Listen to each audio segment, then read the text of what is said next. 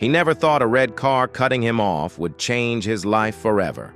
When Ryan got home early, he found his wife, Carrie, with her boss, Sean, in their living room half naked.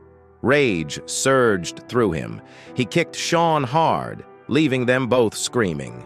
That night, Ryan didn't just lose his wife, he lost his trust. But instead of falling apart, he teamed up with Consuela, a woman with her own vendetta against Sean. Together, they devised a plan to ruin them. From secret recordings to financial sabotage and even a staged kidnapping, they left no stone unturned. This is a story of betrayal, vengeance, and ultimate justice.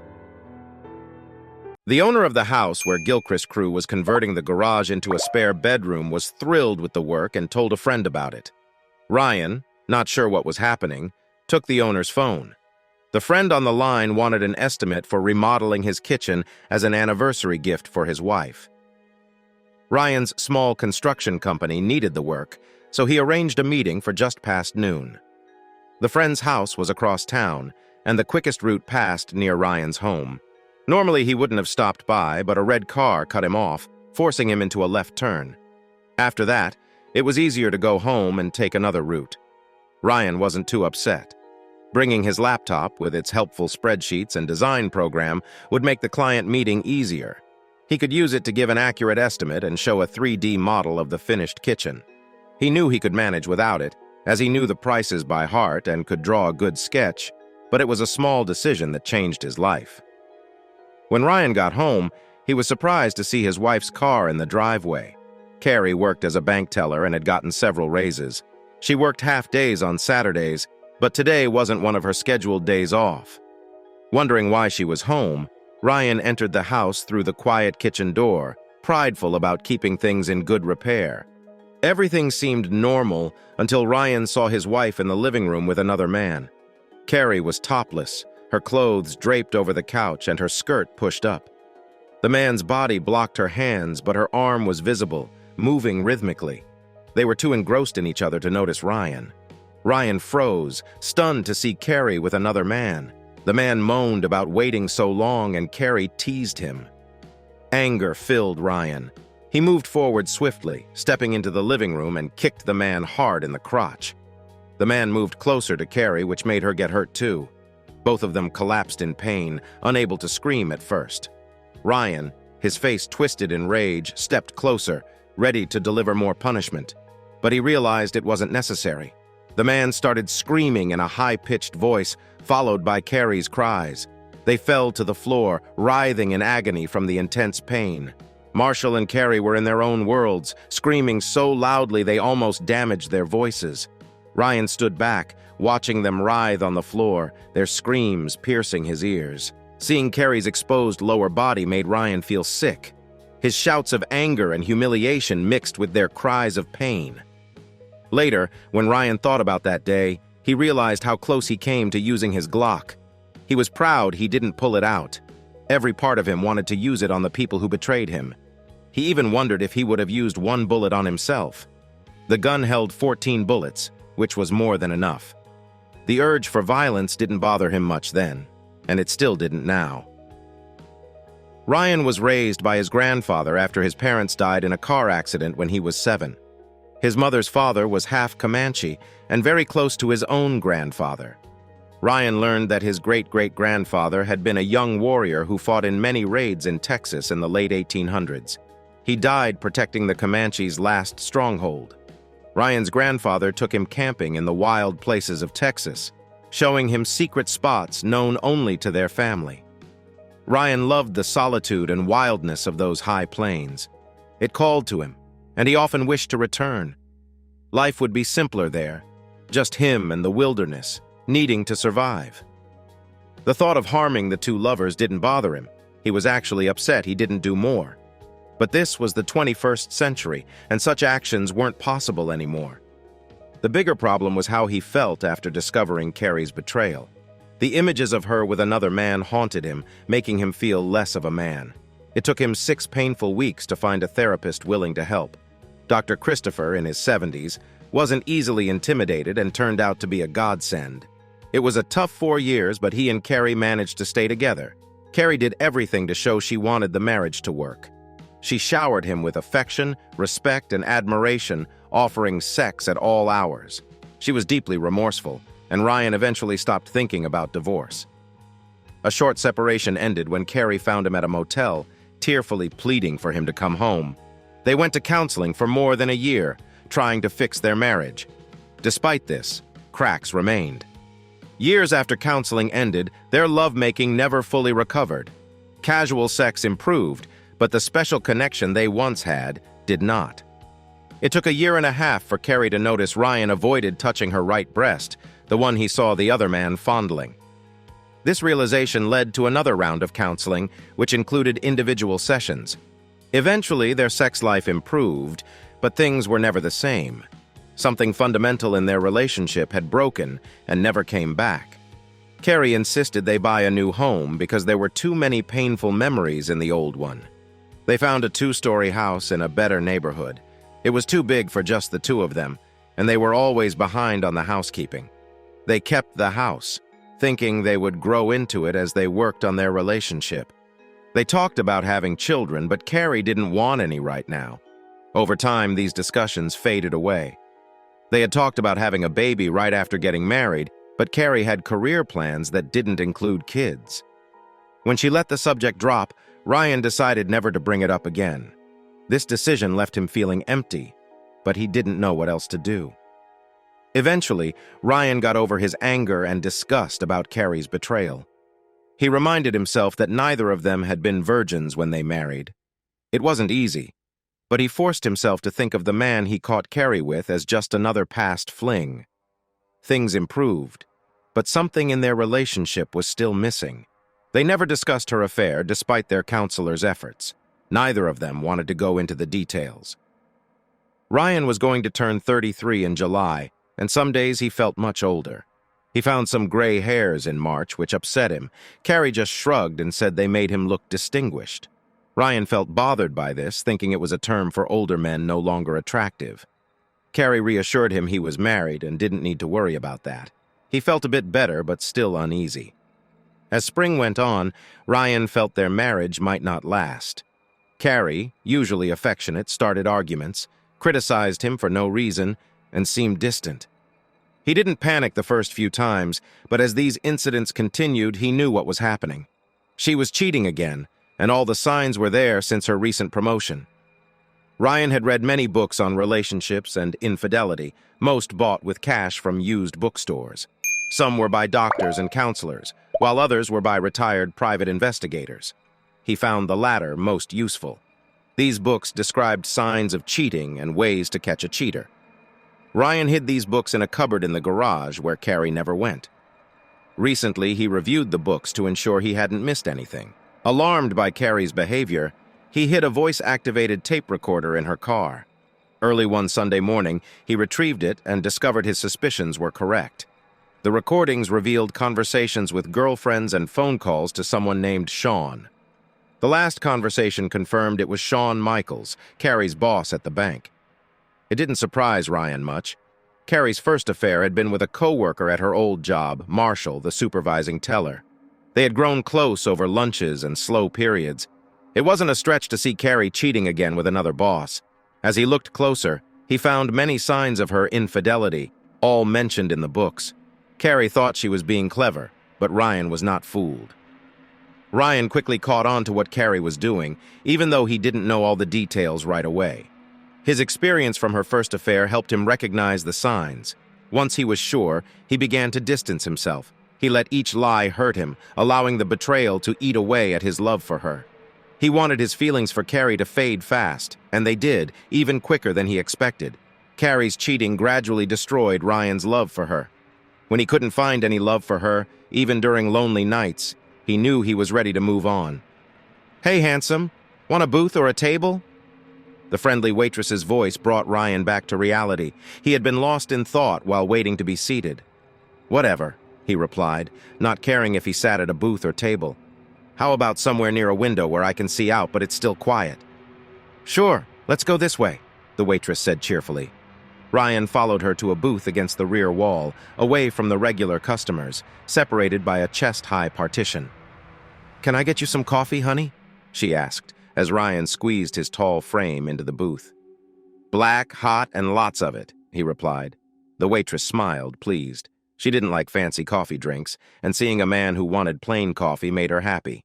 She filled an insulated pitcher at the counter and brought it over. Ryan had started coming in every morning and evening since last Thursday. The waitress had learned he owned a small construction company that did renovations, interior remodeling, and some building restorations. He dressed well, usually in a suit, but his hands were calloused, showing he had done hard work in the past. "What can I get you this morning, sugar?" she asked after pouring his coffee and placing the pitcher on the table. "Orange juice, Western omelet, hash browns, biscuits, and a side of ham," he answered, pointing to menu item number 6. She expected that. He had ordered the same thing the last 3 mornings. She took his menu and order slip and walked away. Ryan watched her slide the order under the metal order wheel for the cook, who nodded. The waitress then greeted more customers as the line grew longer. It seemed like the whole town decided not to cook breakfast this Monday morning. The cafe buzzed with conversation, clinking dishes, and occasional laughter. The smell of cooking eggs, bacon, sausage, biscuits, and cinnamon rolls made Ryan's mouth water. Ryan smiled. He liked the small town and the friendly waitress who seemed typical of the people here. Most folks he met were reserved at first, but became outgoing and friendly once they knew you. Yesterday, the waitress had even sat and chatted with him during a slow period, which impressed him. The cafe was busy now, as rural Texans still started their days early to avoid the heat. This habit would continue even after Ryan's crew upgraded the courthouse's air conditioning. Though just 50 miles from San Antonio, with its 1.5 million people, this small town hadn't changed much since the late 19th century. The interstate ran nearby, but the regulars hardly noticed, just as their grandparents probably ignored the cattle drives after the Civil War. Ryan often wondered what his life would have been like if he'd been born 150 years earlier. He shook off the nostalgic thoughts as the hot coffee helped bring him back to reality. He eyed the coffee suspiciously. It was strong enough to float a horseshoe, much like the ones his crew had found while clearing land for a new garage. Ryan was glad he had come to this small town to oversee the renovations. He enjoyed the good coffee and the change of pace. Ryan was still a small-time contractor, but his business had grown significantly over the past 4 years. He had expanded enough to need an office downtown, which he hated. He often joked that he no longer did any useful work, having traded it for a desk job. He had also earned a degree from UTSA, attending night classes and taking some daytime courses to finish. He now had a Bachelor of Business Administration and Resource Management. Some courses were useful, but many seemed irrelevant, requiring him to memorize answers that didn't apply to the real world. The frustration of those classes was fading, but he knew he wouldn't pursue a higher degree. While waiting for his breakfast, Ryan's mind wandered. He appreciated the warmth and friendliness of the cafe, a stark contrast to the cold atmosphere at home. His thoughts avoided home, focusing instead on his business. Things were going well, and he had even hired a secretary and a part-time CPA to handle calls and payroll. He now had 8 crews, 52 men and women, many of whom were ex-Marines and soldiers known for their maturity and responsibility. Ryan's business thrived on word-of-mouth advertising, and his team's dedication and quality work impressed clients. He had 3 crews working in the small town, away from the big city. Ryan told himself, and anyone who would listen, that he was there to supervise the work. In truth, he was hiding from his wife, unable to stand the sight of her anymore. He muttered to himself, "Fool me twice, shame on me. No way that's happening again." He couldn't accept Carrie's second betrayal.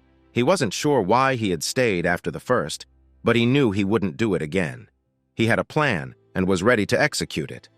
After discovering the first tape recording, Ryan made it a habit to place a fresh tape in his wife's car each morning and listen to the used ones later. He was shocked to hear Carrie criticizing him, their friends, and their life together. She even lied about their history, claiming he had mistreated her, which never happened. Ryan didn't understand why Carrie was doing this. He realized that many of their friends had been exposed to her complaints and lies. He could see it in their eyes. They avoided him, were reserved, and even withdrawn around him. It was clear Carrie's stories were causing this. Her disrespect changed his plans. Initially, he had intended to confront her and leave, but he knew Texas was a no-fault state, and he needed a better plan. His thoughts returned to the friendly cafe, where he found a sense of peace and normalcy away from the turmoil at home. It would have been simple to wait 60 days for a judge's signature on the divorce papers, but now, Ryan wanted proof of Carrie's adultery. He needed a divorce trial to tell his side of the story.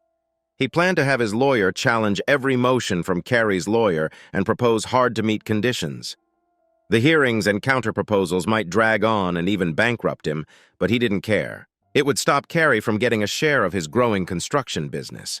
He couldn't easily disprove most of her lies, especially her claims of physical abuse, which she repeated in several phone conversations. Ryan imagined standing in court, tearing off his shirt to show his strong, work-hardened muscles, and asking the judge if a man like him could beat his wife without hospitalizing her. It was only a fantasy, but it kept him from losing his mind. Carrie's deceit ate at Ryan, especially during dark nights.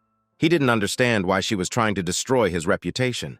She shouldn't be allowed to do this, but he felt helpless. The anger built up inside him, and he knew he couldn't take it much longer without lashing out. He chuckled as he stared out the cafe window, remembering something Dr. Christopher, his therapist, had said. Dr. Christopher had told Ryan he was a bit prone to confrontation. Ryan agreed, and had even stopped carrying his Glock to avoid doing something he'd regret. Now, there was nothing left of his love for Carrie. She wasn't worth risking prison for, even if he shot her or her lover, Sean. He didn't want to go to prison.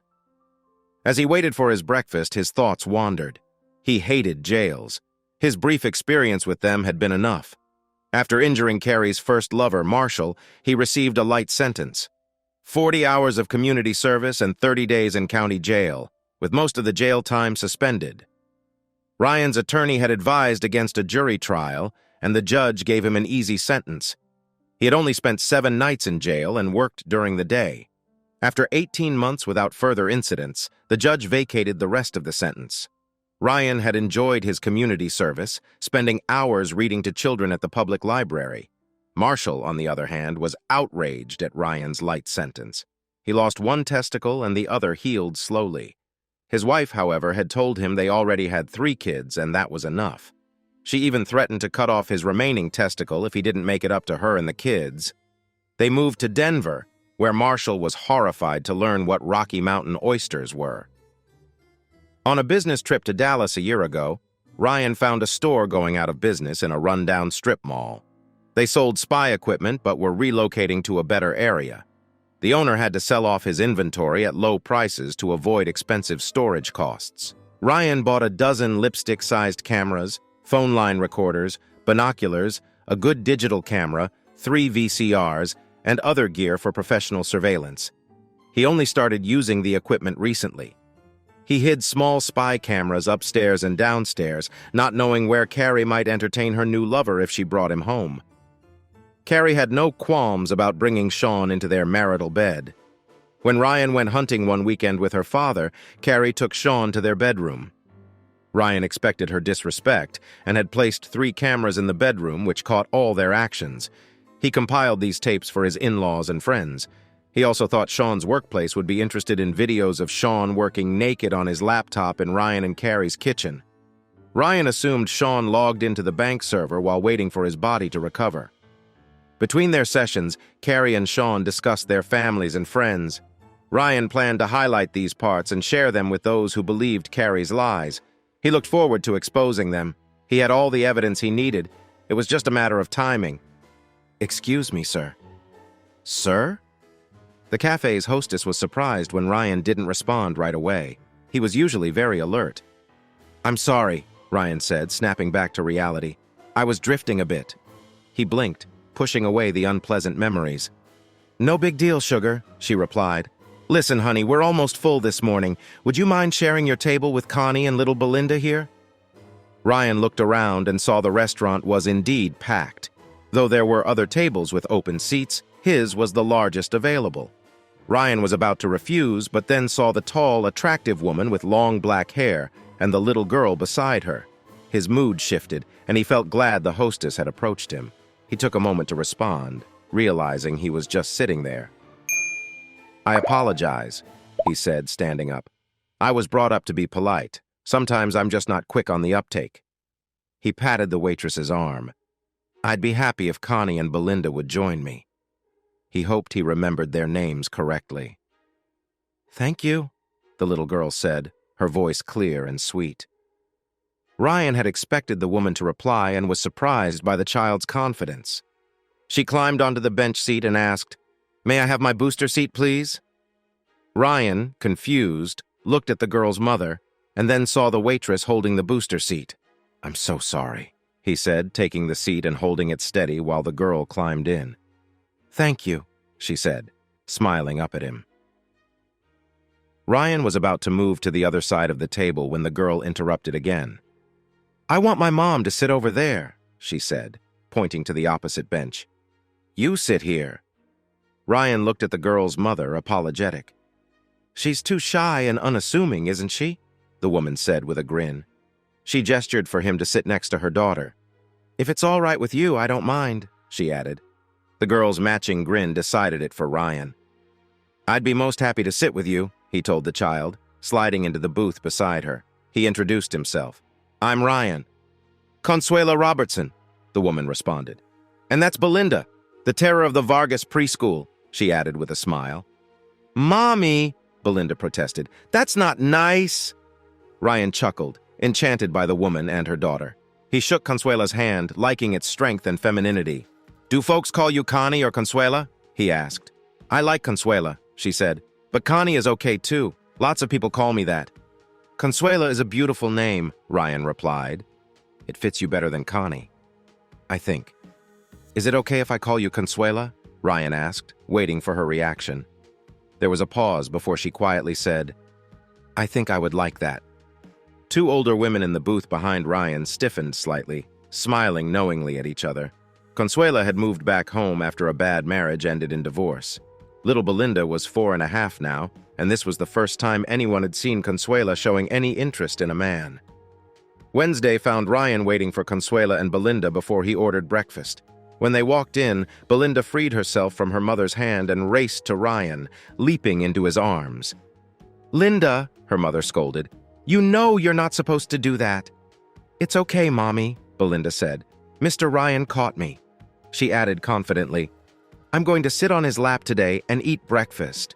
Honey, I know he caught you, but what if he hadn't seen you coming? And you don't know if Mr. Ryan wants you to sit on his lap," her mother gently explained. Belinda looked at Ryan, then turned back to her mother. "He does," she said firmly. Ryan cleared his throat and said, "It's true. But to make it official, Miss Robertson, would you and the charming Belinda care to join me for breakfast?" They all chuckled as they arranged themselves around the table. Belinda sat on Ryan's lap for most of the meal, eating from both their plates and resting contentedly against his chest. Toward the end, she got restless when a playmate came in with her parents and ran off to visit, leaving Ryan and Consuela alone. Things felt awkward. "You don't remember me, do you?" Consuela asked suddenly. Ryan looked closely at her, studying her long black hair, flawless fair skin, and dark eyes. He finally said, "Consuela, if I'd seen you before, I'd remember. I don't forget beautiful women." Consuela blushed slightly.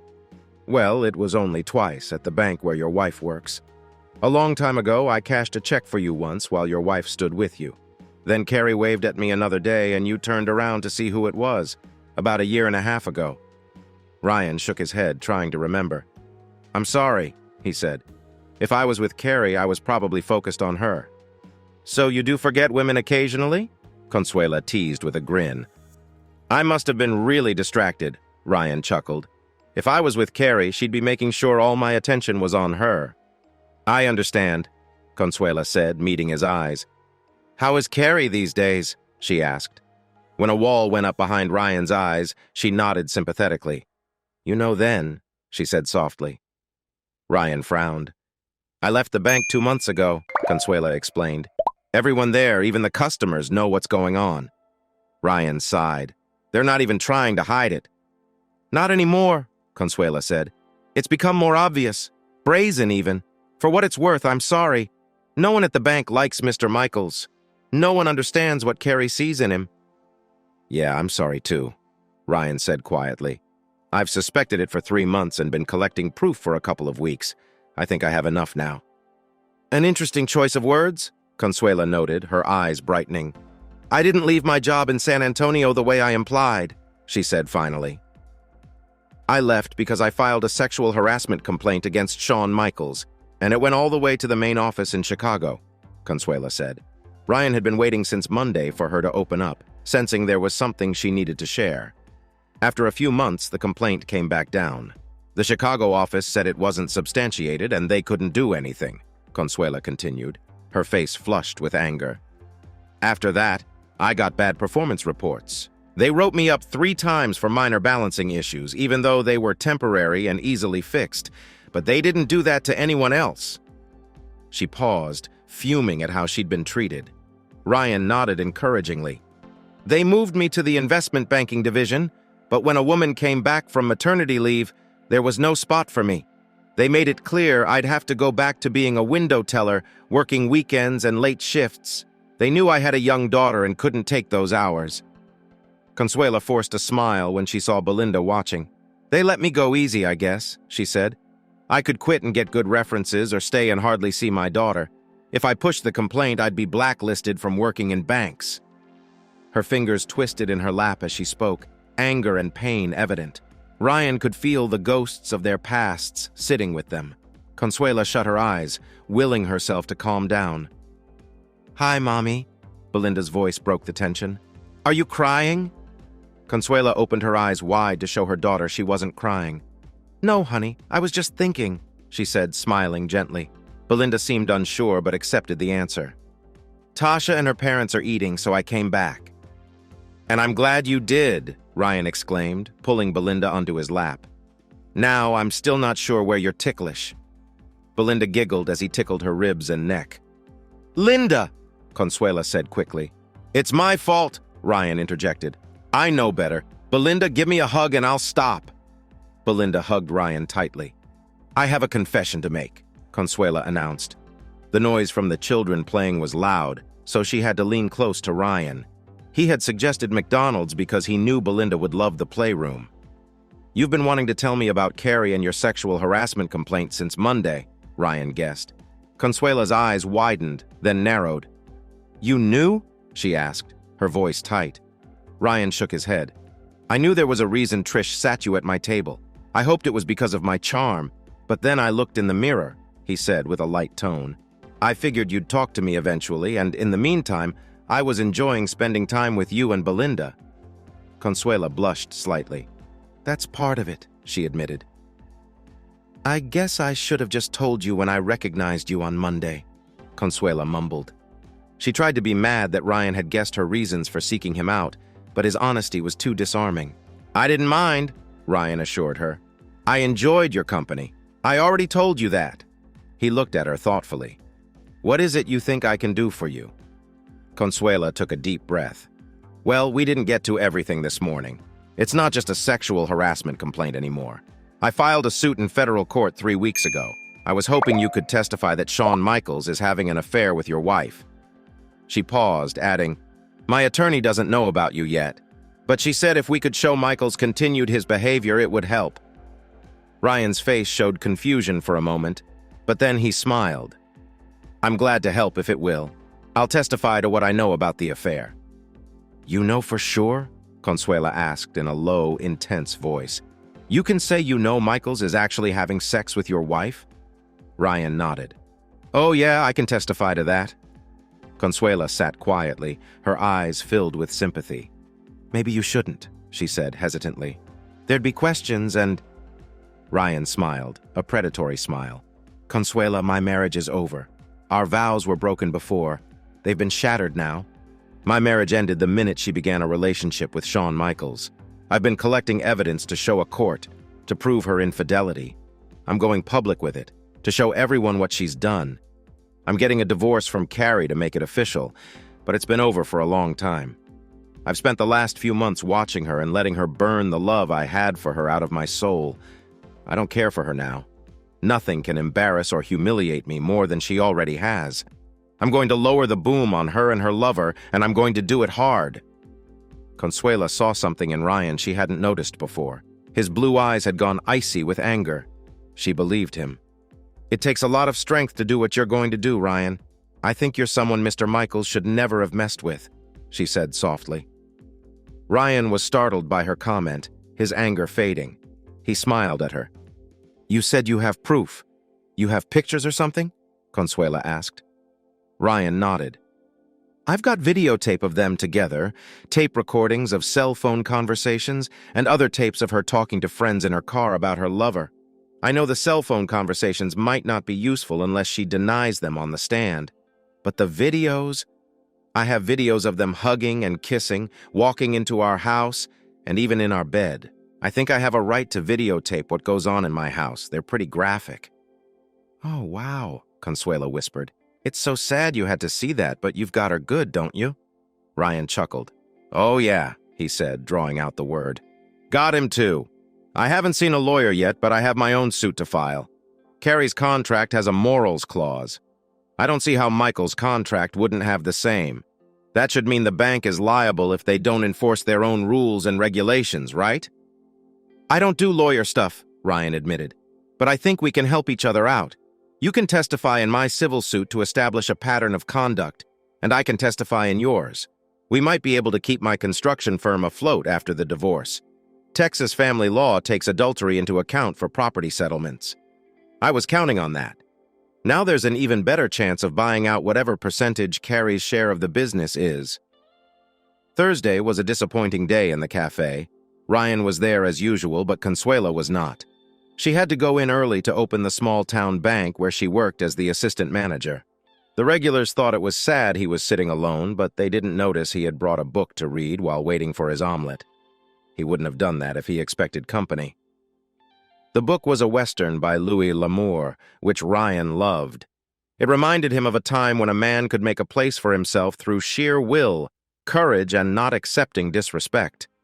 In the novel, a young married woman had taken a lover, a bad man good with a gun. Her farm boy husband tried to defend his honor but died painfully. Ryan identified with the farm boy.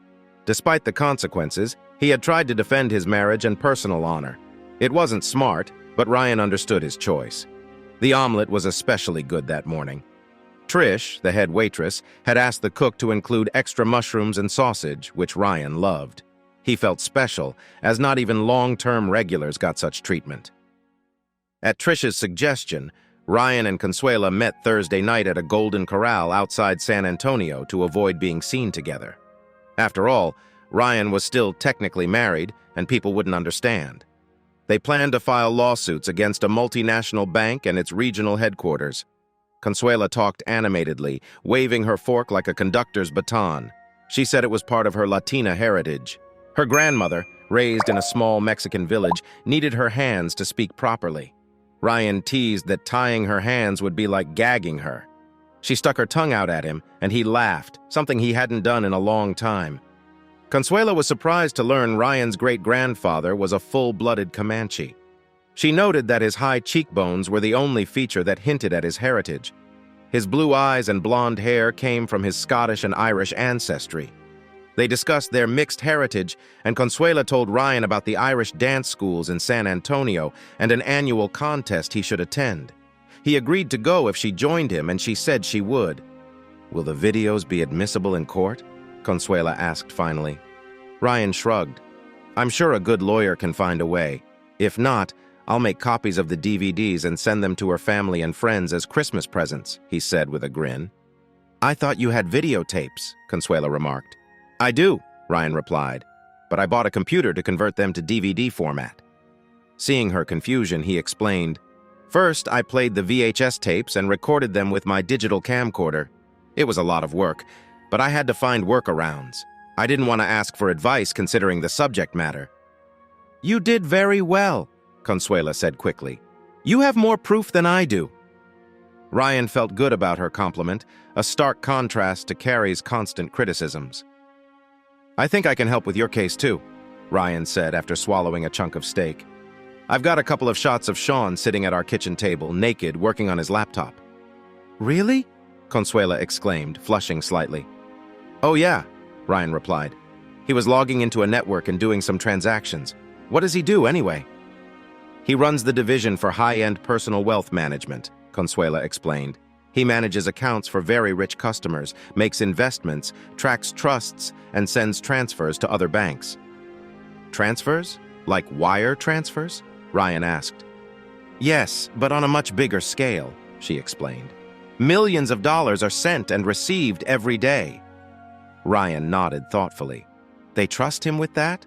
he asked speculatively, then laughed. "If they could see him trying to enter his password 3 times and screaming like a spoiled child at his laptop when it won't work," Ryan laughed. "I'm not sure they trust him very much at all. He might send a rich guy's money to Timbuktu instead of Carey. He's really not good with computers." Consuela laughed with him. "You saw him do that?" "Yeah. Once he kept trying and it never worked. Carrie came downstairs naked and entered his password for him. That's a no-no. I bet the bank wouldn't want anyone to see." Ryan paused. "I have a feeling we might not have to go to court at all. The bank won't want this kind of publicity. When I tell them what I have, they'll probably settle out of court." "You might be right," Consuela agreed. "You can see him entering the keystrokes, and Carrie knows his password too?" "Sure do," Ryan replied. Consuela snorted. "The idiot. I had a security level that only allowed small tasks. His level lets him handle all the accounts. Only a fool lets someone else know their password, even if the other person is honest." "Yeah, that's true," Ryan agreed. "Good thing Carrie hasn't used what she knows." "Yeah, I guess she could ruin him if she did," Consuela said. "Actually, so could I," Ryan said thoughtfully. "I watched him type it enough times." "Good thing you're honest," Consuela remarked with a grin. Ryan shook his head. "Don't count on that too much. I don't like him or her one bit." They both laughed. "Do you like Louis L'Amour?" she asked, noticing the book he brought. "Oh yeah," Ryan said. "He and Tom Clancy are my favorite writers. Both are natural storytellers." "I like Tom Clancy. What's Louis L'Amour about?" They talked for another hour, tipping the waitress well for her patience.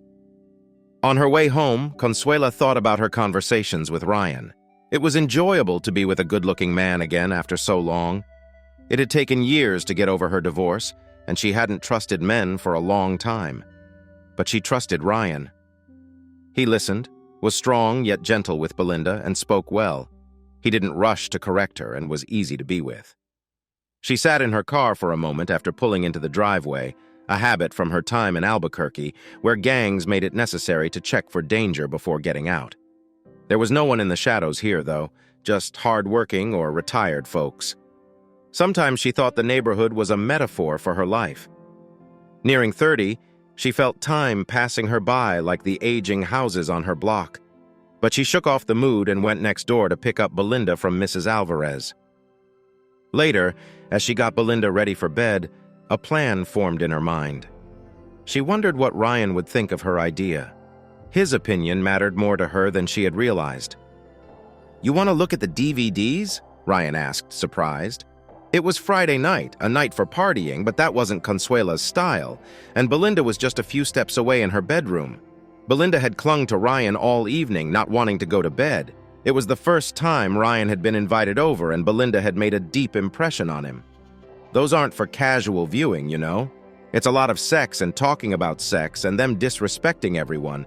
They're just not— I know, Consuela exclaimed, trying to keep from blushing. Ryan studied her briefly, then grinned. "On second thought, none of the videos are really good. Most of them are pretty boring, actually. If you want to watch them, I guess it's okay with me." Ryan was teasing. He didn't think she really wanted to watch the sex. There was another reason he hadn't figured out yet. He watched as the red spread from her neck to her ears. No, she protested. She searched for the words she needed. She tried again. "Look, Ryan, remember we talked about the book you had with you last night, right?" Ryan pursed his lips. He still didn't see where this was going. "Yeah." Consuela wet her lips with the tip of her tongue. The sight caught Ryan's attention and nearly distracted him from what she said next. "You said you understood why that farm boy tried to kill his wife's lover, right?" And you told me you don't know how you didn't kill your wife's first lover. Didn't you tell me that just last night? And you had to quit carrying your gun because you were afraid of what you'd do to Shawn Michaels if you ran into him or something? Ryan nodded. Their conversations had covered a lot last night. He had told Consuela many things he'd never told anyone else. Consuela got up to pace. Her house was small. There were only 3 steps from the couch to the TV. Her pacing was quick and nervous. "There is a way to make this guy a lot more miserable than just losing his job," she said. Ryan grinned in astonishment when she used the word cabron with considerable fierceness. It was an indication of how furious she was at the man. He took a moment to consider his options while she continued to walk up and down the living room. Consuela was focused on getting some retribution from Shawn Michaels. She was furious about Michaels' request 6 months ago that she meet him for sex in an apartment he maintained near the downtown bank. He hadn't accepted no for an answer and had badgered her for weeks before trying to get her fired. Ryan, on the other hand, was more furious at his wife's betrayal than at the man she'd done it with. That was not to say there wasn't enough rage left over for Michaels, though. Carrie had not bothered to take off her wedding band to screw Michaels. It had been clearly visible in all of the videotapes Ryan had of the pair of adulterous lovers. Even if he didn't know Ryan, and they had met on several occasions, Shawn Michaels knew he was having sex with another man's wife. In another era, like in the days of Ryan's great-grandfather, Ryan would have been justified in hunting Michaels down and shooting him. The scenario in the Louis L'Amour book he'd read came to mind. Ryan had always considered himself a throwback to an earlier time. He could do with a little payback directed against the man who had dishonored him. He grinned fiercely. "What did you have in mind?" he asked. "So what do you think?" Consuela asked nervously. She sat perched on the edge of the sofa cushion. Consuela looked at Ryan uneasily. She didn't know how he would feel about her idea. It was, after all, dangerous and highly illegal. It was Ryan's turn to pace up and down for a long while. He was a reasonably honest man. He wasn't a fanatic about it, though. If nothing else, his dealings with the local union when his little company had grown taught him there was a bit of greed in everyone. The payments to the non-existent security firm he'd been making to avoid labor problems were illegitimate. He didn't want the union in his shop, and they were willing to look the other way for a consideration. He didn't know if it was against the law to pay the extortion, but it was certainly unlawful for the union rep to ask for it.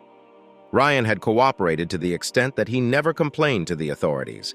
This was way beyond that minor involvement with something illegal. Could he live with this? "It's risky," he said finally. "Awfully risky." He sat on the opposite side of the sofa and leaned his head back, closing his eyes to think. "But not too risky. If we're smart," he said at length. "And if we don't get too greedy," he added. He thought a moment longer. "How would we set up accounts to send wire transfers to?" he asked. Consuela gulped and didn't answer for a moment. The comment and the follow-up question indicated Ryan had more than half accepted the premise of punishing the bank, Shawn Michaels, and Carrie Gilchrist all at one time. "My mother's uncle Roberto lives in Mexico City," she said unsteadily. "He has an import and export company and travels all over the Caribbean on business. He knows lots of people. Some of them have contacts." Her voice trailed off. Neither commented on the implication. Her great-uncle knew people in both high and low places, people he could call on, who knew how to keep their mouths shut for a price. "We know the passwords," he mused, "but no one knows we do. No one would expect us to know." He thought for a moment. "Well, unless my video is shown somewhere," he remarked. He opened his eyes and looked at Consuela. "This had better be worth me losing my revenge on my wife," he told her quietly. "Why?" she asked, confused by the comment. "You can still show the times when she was having sex with that man. It's just the kitchen you couldn't show anyone." She stopped. Ryan was shaking his head. "Nope. We can't afford the possibility. Someone might wonder if I had spy cameras in one place. Why wouldn't I have cameras somewhere else? See?" She nodded. It made too much sense to argue. Ryan closed his eyes again and tilted his head to rest on the back of the sofa. "I paid cash for the cameras and everything else," Ryan said thoughtfully. "That's all the guy would accept. He was liquidating his inventory and needed cash quickly. There are no credit card receipts with my name on them." Heck, it was in Dallas over a year ago. There's no paper trail. I got a cash receipt, but I know where it is and can burn it. The guy probably has a record of the purchase, but it's not linked to my name. He didn't ask for it, and I didn't give it. He couldn't identify me now. If the cops find him, there's no problem. We can destroy the VHS tapes, DVDs, tape recordings, cameras, tape decks, everything. All the equipment is in my garage, and all the evidence is with me in my pickup. Ryan was talking to the ceiling, thinking out loud. We can get rid of everything. After wiping my prints off, of course. I didn't drill any holes to mount the cameras. They were just hidden in places Carrie wouldn't look. Susie Homemaker, she is not. What else am I missing? Anything? They talked for hours, planning how to dispose of all the gear and evidence Ryan had gathered on his wife. It was hard letting that go, but they couldn't risk anyone finding out he had done some personal investigating. If that was known, there might be questions about what he'd seen. Consuela wondered how she would get access to Michael's laptop, but Ryan had a plan. When Michaels and Carrie came in for their trysts, the laptop was always left on the sofa while they rushed upstairs. It stayed there until one of them came back down. Ryan also knew how he and Consuela could get into the house without being detected. There was undeveloped land behind the house, choked with scrub oak, cedar, and underbrush. He had explored it when they first moved in and knew a way to their backyard from the other side. The chain-link fence around the backyard could be easily jumped. The patio door rolled open and shut silently. Ryan could leave it unlocked when he went to work. He was willing to bet Carrie wouldn't check it when she came home with her lover. The patio door opened into the dining room, which was a few steps from the kitchen where the phone jack was. The sofa with the laptop was just beyond the dining room. Getting in and out would be simple.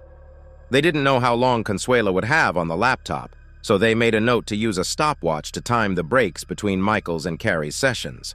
They realized they could do this multiple times over a short period, maybe a week, to drain enough funds from the bank to make it hurt. Ryan was sure Carrie would invite her lover over if she thought he was out of town. She had probably been with Sean every day that week while he was gone. He'd know more when he reviewed the tapes he left recording. They broke for the night, agreeing to never make notes on paper or a computer once they started this operation. Any necessary notes would be strictly controlled, burned, and the ashes disposed of safely. They would never make traceable phone calls or speak to anyone else about this. Most importantly, they couldn't be seen together in public until it was over. This last agreement hurt the most. They had grown comfortable with each other in just 5 days. It was painful to realize they couldn't afford to attract attention by being seen together. Ryan went back to his motel, and Consuela went to bed after checking on Belinda. The little girl would be sad when she woke and saw Ryan wasn't there. When he got home Saturday afternoon, Ryan found more proof of Carrie's infidelity. He needed to time the gaps between her and Sean's sessions to know how much time he and Consuela would have. His review of the tapes showed they'd have a little more than 25 minutes each time for Consuela to work her magic. The sexual encounters between Carrie and Sean never lasted less than 30 minutes, with only one instance being that short. Ryan figured that if he and Consuela were in the house for just 25 minutes, there was no way they'd get caught. He took a 5-minute margin into account. He dumped all the tapes into a cardboard box, along with most of the cameras, recorders, and audio tapes. The box went into the passenger side floorboard of his pickup. Carrie hadn't been near the truck in over a year, making it a safe hiding place for anything. On Sunday afternoon, Ryan drove to Austin and bought half a dozen prepaid cell phones. He and Consuela would use them to contact each other while avoiding public contact. The phones were untraceable, and he paid cash for them at 6 different convenience stores to ensure there was no paper trail. Before going into the stores, he checked for security cameras. He was polite and kept a neutral expression everywhere he went. No one would remember the man in nondescript clothing. Meanwhile, Carrie ignored him the entire weekend, which suited Ryan just fine. He had no intention of spending time with her, and the thought of making love to her made him physically ill. She slept most of the weekend, and Ryan left her alone to recuperate. He was beginning to relish the idea of what he and Consuela were planning for Carrie and Shawn Michaels on Monday night. Consuela made a call from her aunt's house to her great-uncle Roberto, asking her aunt to leave the room for a short time. Her aunt, who had a bit of larceny in her soul, would have loved to know what Consuela was planning but understood when she wasn't told. Roberto wouldn't normally accept calls from unknown numbers, but he was ready to answer when any of 6 numbers showed up on his caller ID. After speaking to him, Consuela ended the call with some domestic chat she would normally have with him. Ryan had made a trip to her house in the late afternoon, driving a car loaned to him by one of his workmen, who needed the big pickup to get building supplies on Tuesday. Ryan made a mental note for him and Consuela to use rentals for their trips to and from his house, figuring out how to do it without leaving a credit card trail. Belinda was delighted when her mother left her with Ryan while she went to her aunt's. Ryan enjoyed it too. When Consuela returned, she found her daughter cuddled in Ryan's arms as they both dozed in the big easy chair. She watched them for a long time before waking them, taking that time to let her tears dry. Consuela spent every free moment the next week, which weren't many, speaking with her great-uncle.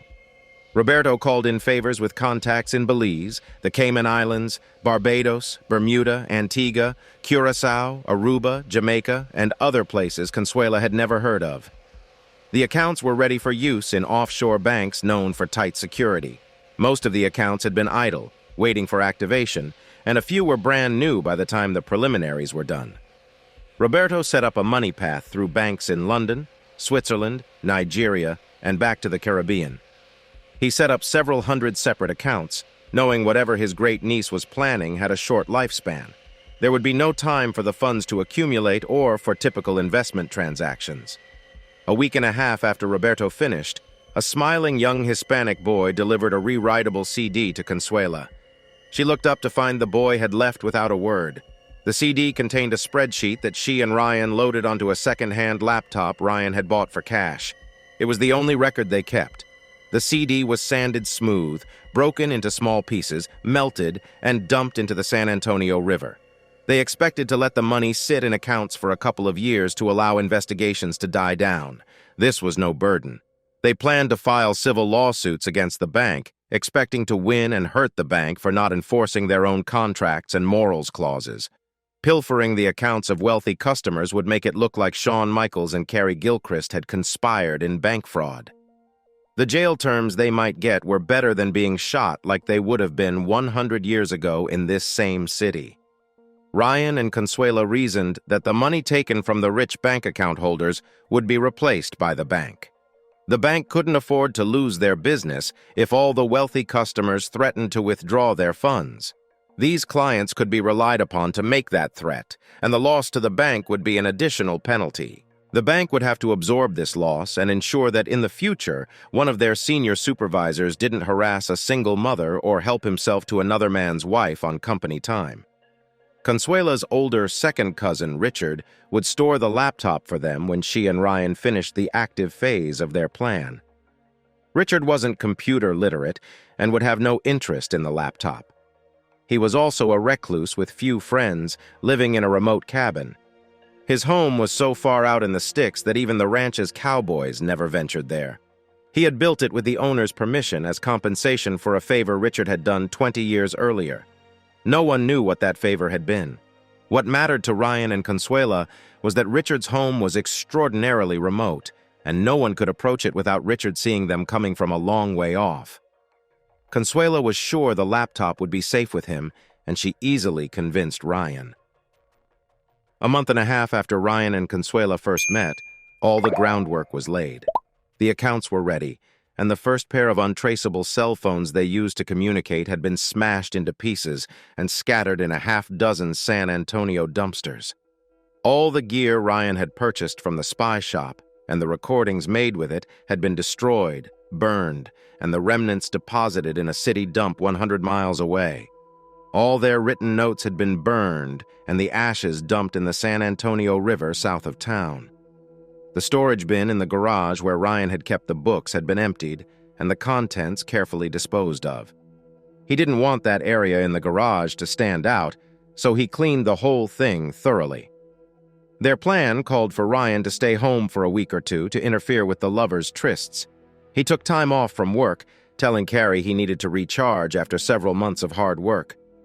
She couldn't object. There was no good reason to push him out of the house. Ryan was exceptionally attentive all week, showing up at the bank to take her to lunch or just dropping by in the middle of the afternoon. On Friday evening, he and Carrie attended a dinner hosted by one of the bank vice presidents at a posh hotel on the Riverwalk. It was an excuse for a formal evening out in the early fall. Ryan hadn't attended the previous year because he didn't like many of the people Carrie worked with, but he surprised her this year with his enthusiasm. She tried to dissuade him, but Ryan wouldn't hear of it. He surprised her again with a beautifully tailored tuxedo he bought just for the event, along with the best accessories. He also got a haircut and took extra care with his shave. At the dance, Ryan stayed close to Carrie, though she tried to divert him to other groups of partygoers. He smiled inwardly when she reintroduced Shawn Michaels to him. Ryan already knew who he was from previous meetings, but it was interesting to look down into the man's eyes and squeeze his pale hand when Carrie introduced them. The slightly widened pupils and the distinct expression of pain when Ryan's grip tightened were well worth the price of the tuxedo. Ryan hadn't realized until now that his 6'1" frame was so much taller than Michael's. Michael's didn't like it, and Carrie didn't seem to appreciate the clear distinction between the two men either. Ryan wandered away from Carrie's side not long after that, but he wasn't alone for long. A number of women, unattached and otherwise, noticed the tension when Ryan shook Michael's hand and wanted a closer look at the winner of the contest. He noticed irritation on Carrie's face when she saw him across the room with 3 women vying for his attention. Carrie grew visibly more concerned when Ryan reintroduced himself to Sharon, Shawn's wife. He had met her earlier in the year at a function but hadn't seen her since.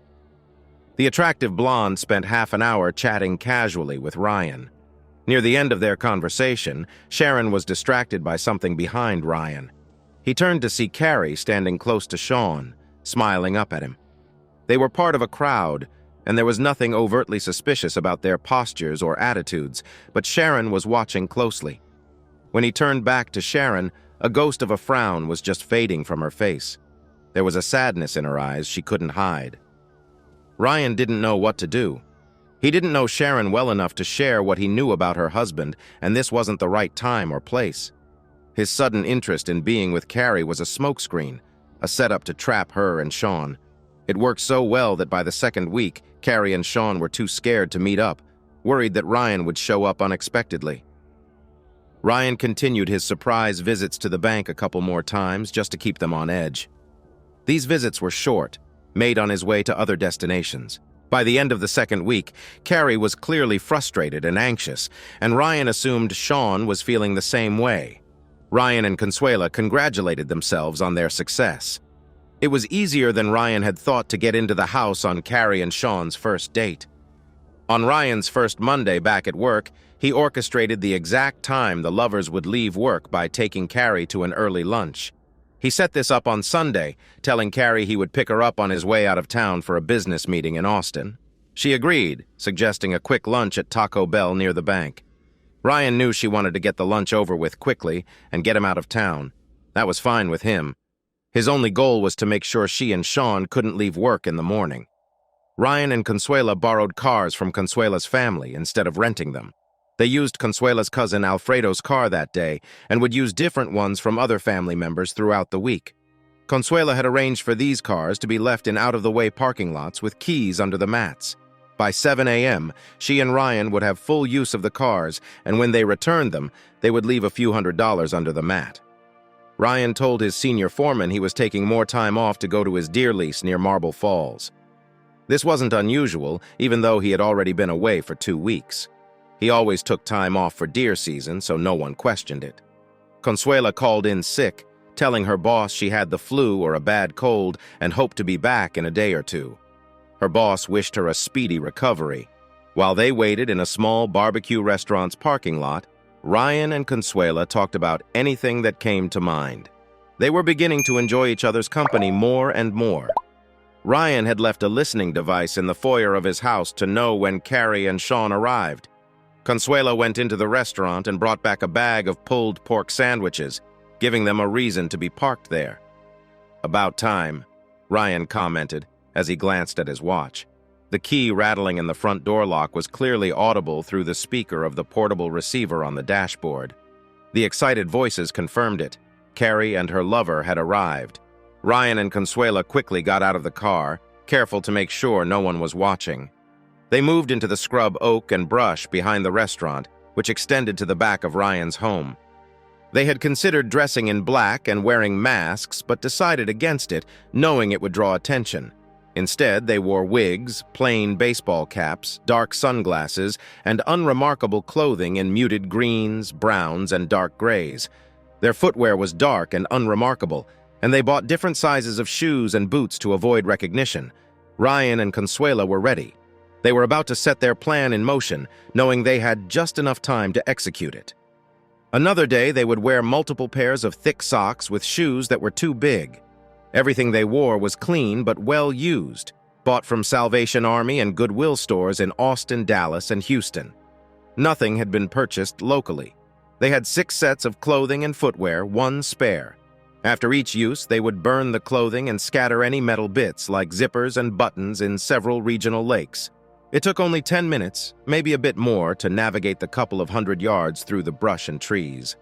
They could have done it faster, but Ryan led Consuela on a roundabout route to avoid leaving tracks. It wasn't hard to find stretches of hard soil or bare rock where their shoes wouldn't leave any marks. They would return the same way, sweeping away any tracks with a branch. They planned to use this path only once, leaving nothing to chance. At the edge of the woods, they put on disposable latex gloves and checked each other's appearance to make sure their disguises were intact. Ryan gave Consuela a thumbs up and she returned it with a nervous smile. They hopped the fence and walked to the patio door, keeping their pace natural. Their eyes constantly scanned behind their dark glasses.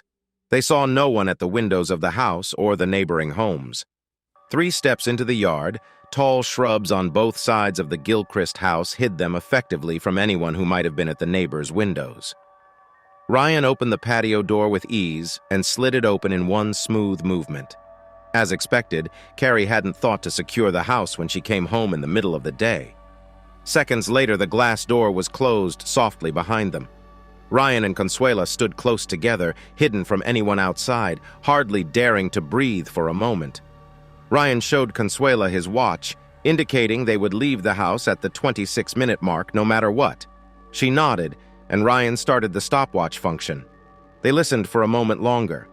Their hearts raced, adrenaline pumping through their veins. The sounds from upstairs told them the lovers were already at it. The wet smacking of flesh was clear. "Oh God, Sean!" Carrie screamed. "Do that! It's been so long, darling!"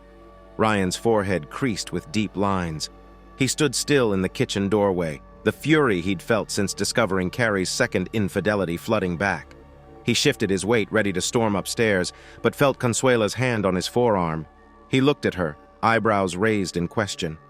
They had agreed not to speak until they were safely back in the car. Her touch brought a measure of sanity back. Suppressing his rage, Ryan gave her a strained smile and took a shuddering breath. It wasn't easy, but he settled back and listened only for signs that Carrie and Sean were about to come downstairs. He grinned at Consuela and gave her a firm nod. Consuela spotted the laptop on the sofa and walked carefully across the living room to retrieve it. Ryan had taught her how to walk silently, a skill he learned from his grandfather. After some practice, she could cross a creaky hardwood floor without making a sound. Ryan grinned with pride. Consuela took the laptop into the kitchen and sat at the table. In another minute, she was logging into the bank server with Michael's password. They were mildly surprised when it worked. Bank regulations required users to change their passwords every 60 days, but Shawn Michaels thought himself above that. Consuela laid out the printed spreadsheet of account numbers set up by Great-Uncle Roberto beside the laptop. The sheets would be burned tonight along with their clothing. They would rely on the digital version on the laptop Cousin Richard was guarding and the backup Great-Uncle Roberto had. Other printed spreadsheets with different account numbers were hidden in Ryan's pickup for the rest of the week's visits.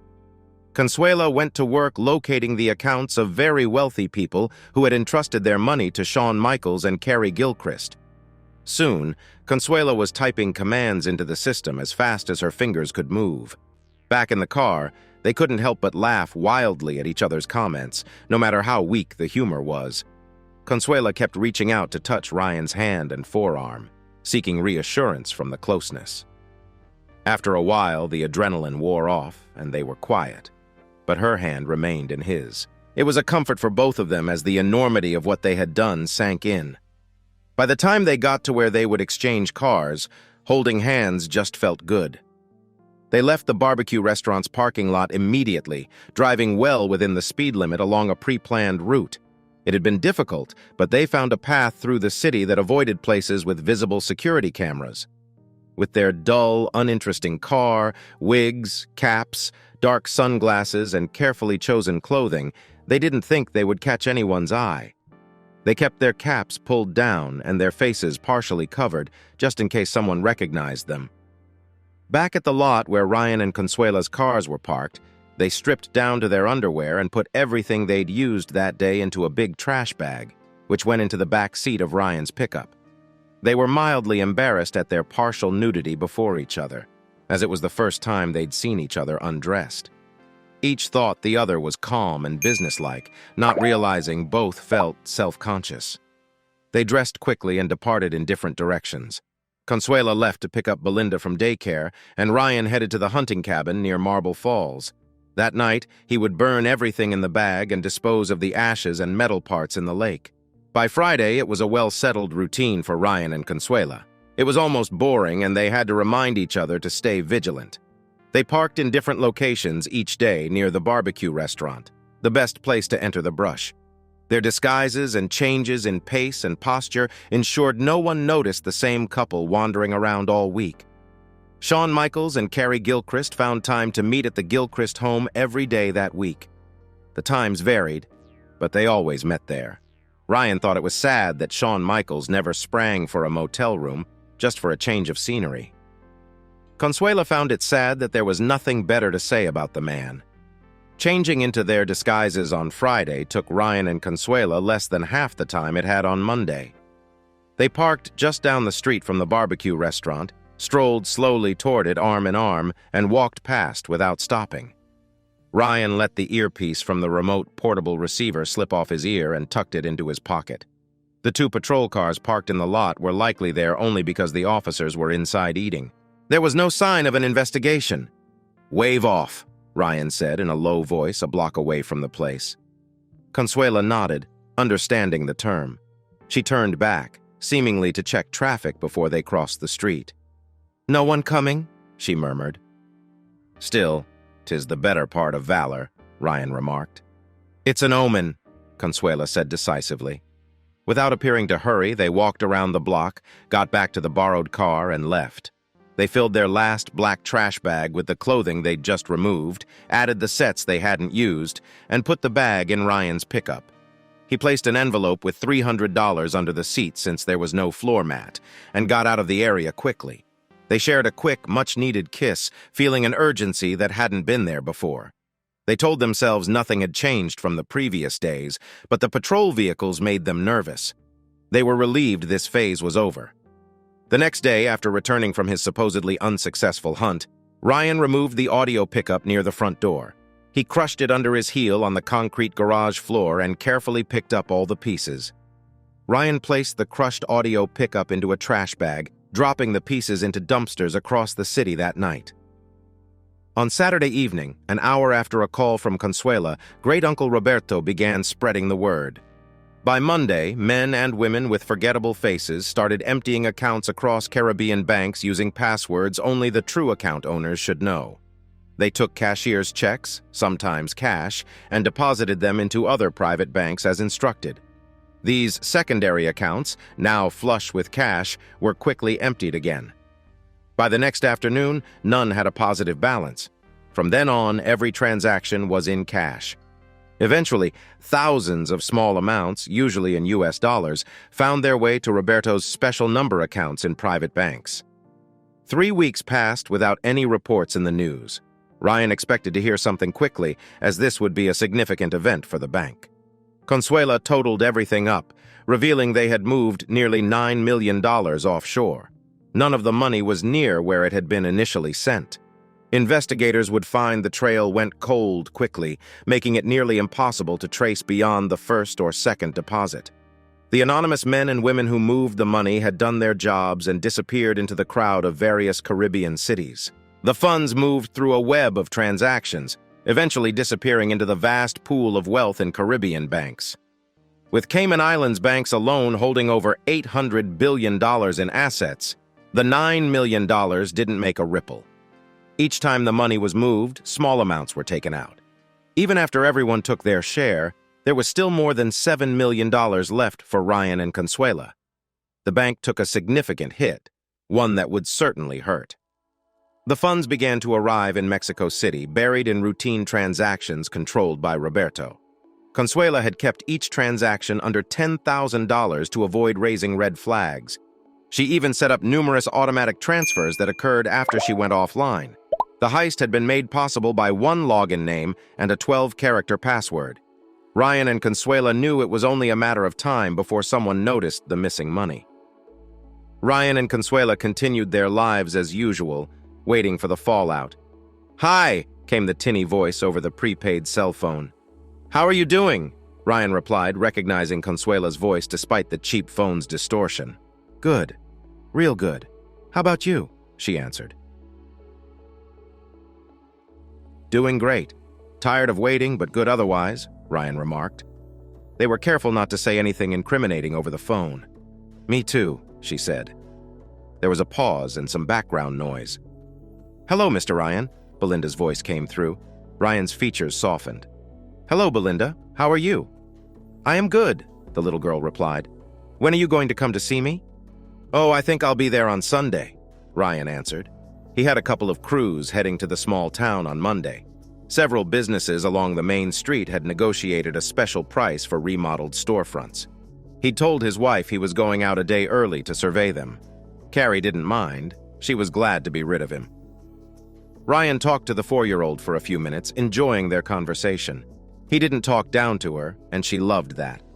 Both looked forward to his visit on Sunday evening. "Are you still there?" Consuela asked when she finally managed to take the cell phone from her daughter's small hands.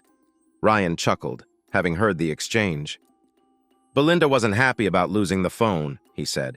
"I think she deserves a trip to Baskin-Robbins for an ice cream cone." "Baskin-Robbins," Consuela said, louder than necessary for Belinda's benefit. "I don't know. Has she been a good enough girl for that?" The fussing in the background quickly stopped. Ryan chuckled again. There was a pause. "I saw an interesting TV show last night," Consuela said casually. "Oh?" Ryan responded. "Yeah, on Channel 16 at 10 o'clock. It's on every weeknight at the same time." "What's it called?" Ryan asked, sensing something in her tone. "It's called Busted. I think it's taped in Dallas or maybe Houston," she said a bit nervously. "Oh, what's it about?" he asked. "I'd rather you watch it and tell me what you think," Consuela replied, clearly not wanting to discuss it over the phone. Ryan agreed to watch the show. They talked for another 10 minutes and then ended the call. Ryan watched the show in his study with the door closed. Carrie had gone to bed early with another headache. She was beginning to feel uneasy about Ryan's lack of interest in sex, but not enough to do anything about it. For now, she relied on Ryan for security and Shawn Michaels for her emotional and sexual needs. The TV program opened with information about a private investigator firm based in Houston. This episode was about a young woman who suspected her boyfriend of cheating. She was right. The show revealed video clips of the boyfriend with another woman. The host then took the girl to confront her boyfriend, who looked like a deer caught in headlights, and took a considerable amount of verbal abuse. The second episode was similar, involving a man who thought his wife was cheating with a man from the gym. The credits mentioned that the investigative service was available to anyone, and if they used the case on the show, it was free. Ryan thought for 10 minutes past the point where he was sure of what he was going to do. Then he picked up the phone to call the number on the screen. Tomorrow morning, he'd call an attorney and tell them he was sure his wife was cheating and what he'd done to expose it. He knew what the TV detectives would find out. The long wait was nearly over. The night was dark, with lightning building up in the northwest. A storm was gathering strength and heading towards the city. It was warm, with unusually mild days and cool nights. People wore light jackets or shirt sleeves, with raincoats or ponchos close at hand. The host motioned to the camera woman, who took a strong stance, ensuring she wouldn't faint from decreased blood circulation. Once everyone was set, the host took Ryan by the elbow and tugged him close so they would both be in frame. The host began to speak, apologizing for asking Ryan to come back early from his business trip. He said they had information on the case Ryan had brought to them and confirmed that his wife was indeed straying from her marriage vows. Ryan, visibly dejected, thought he did a good job of showing his disappointment. To make sure, he turned and walked away from the host and the camera for a moment. There was only his broad back to watch for a moment. Not wanting to overdo it, Ryan cleared his throat and returned to the host. He nodded slowly when asked if he wanted to see the videotaped evidence. The tiny cameras the show's detectives had helped him install in his bedroom were of exceptionally high quality. The scenes of his wife with her lover were sharp and clear, much better than the videos he'd made with his own spy cameras. Ryan showed distress as he watched the view screen. He tugged on his beard, which he had grown along with a mustache to change his appearance. He also wore a Texas Rangers baseball cap, so the spy shop owner in Dallas wouldn't recognize him. The beard and mustache also helped disguise him from people in the small town 50 miles outside San Antonio. He and Consuela hadn't been seen together in public for a couple of months, but it didn't hurt to be extra careful. The host already knew Ryan was willing to see the video. The producer who called Ryan in Memphis 2 days ago had apologized, but asked if he could meet them Friday evening when they could get a full film crew down to San Antonio. Ryan agreed, as the conference in Memphis wasn't critical. He had gone out of town to give Carrie a sense of freedom. When asked about confronting his wayward wife, Ryan had a sudden inspiration. He signaled frantically at the camera and the producer. "Wait, I have an idea," he said. The annoyance on the host and producer's faces faded as Ryan explained his plan. They knew he'd recognized Shawn Michaels in the videos. What they didn't know was that Ryan was well enough acquainted with Shawn's wife to call her. They smiled broadly at his suggestion to invite her along for the confrontation. Someone handed Ryan a cell phone with the top already flipped open. "Mrs. Michaels?" Ryan asked. "Yes," came the uncertain reply. "Sharon, this is Ryan Gilchrist," he said somberly. "Oh, hello, Ryan," she replied immediately, though her voice didn't sound happy. Ryan decided to get straight to the point. "Sharon, I'm really sorry to tell you this, but your husband and my wife have been having an affair." There was a sharp intake of breath, but Sharon didn't respond immediately. "Sharon?" Ryan prompted.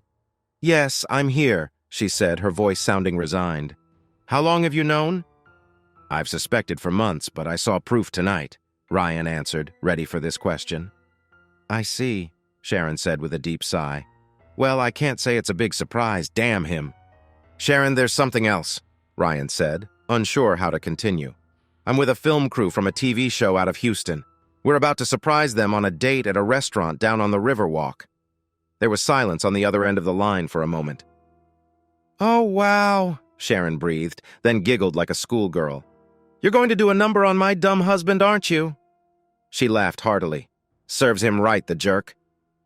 "Sharon, I don't know if I should say it this way, but I'm going to destroy him and my wife tonight," Ryan told her. "I can't imagine he'll be able to keep his job, and I'm sorry for what that will do to you." There was another short silence. "Nah, don't worry about it," Sharon replied. "He's got a big golden parachute in his contract. He'll get a nice settlement even if they fire him tomorrow. I'll have all of that and my pound of flesh too before I'm through with him," she added. "I don't blame you a bit," Ryan said, grinning broadly. "But listen, Sharon, do you want to come with us and drop a double bombshell on these two jerks?" Sharon was quiet for a moment longer. "I hadn't thought about that. I'm not sure I want my face plastered all over. You know what? I think that's exactly what I need to get some closure. Yeah, I'll go with you. Where are you?" Ryan handed the phone to the producer to set things up. It didn't take long. When she arrived, she would sign an agreement to use her voice and image on the TV show. They'd outfit her with a battery-powered lapel mic, just like the one Ryan had clipped on his shirt collar. The power pack was hooked on his belt in the small of his back. There were 4 big cameras, each with a crew of 3 in addition to the camera operator. There had to be someone to guide the cameraman or woman, either by tugging on their clothing or guiding them with a hand around the waist. This made it unnecessary for the camera operator to take their eyes off the viewfinder. The third person carried a big boom mic, which could be thrust close overhead to capture everything being said. A group of guys and 2 women, identified as licensed private investigators by the producer, accompanied the cameras and host. There were almost as many of them as there were people recording the event. The host kept referring to them as security and detectives. The producer had gone into the rowdy nightclub beforehand and informed the manager about the situation. The manager, familiar with the show and excited about the attention it would bring to the club, had no problem with it. Excited people ordered lots of drinks, which was good for business. She informed the bouncers about the plan and arranged for the camera crews to enter through a side door. She even turned off the automatic alarm for that door to allow quicker access to the table near the dance floor. The host and Ryan walked swiftly from the door into the club's interior. The camera operators and their handlers were right on Ryan's heels, almost pushing him ahead in their eagerness to capture the action. As the club patrons recognized them, a raucous roar went up, but the couple sitting at the side table didn't notice. Carrie had her back to the approaching group, while Shawn Michaels was twisted around in his seat, talking to a waitress. Neither noticed anything unusual until the primary camera crew turned on the big floodlight. Carrie jumped in her seat and swiveled around, momentarily blinded by the light. "Hello, Carrie, what's up?" Ryan said loudly, trying to keep the malice out of his voice. It wasn't easy. This moment had been a long time coming. Carrie's jaw dropped, her eyes wide with shock. She was caught off guard, startled worse than when Ryan had walked in on her and Marshall years earlier. "Carrie, I'm Johnny Waterfield from the TV show Busted," the host told her. She looked at him, disbelieving and barely comprehending his words. "What?" she said faintly.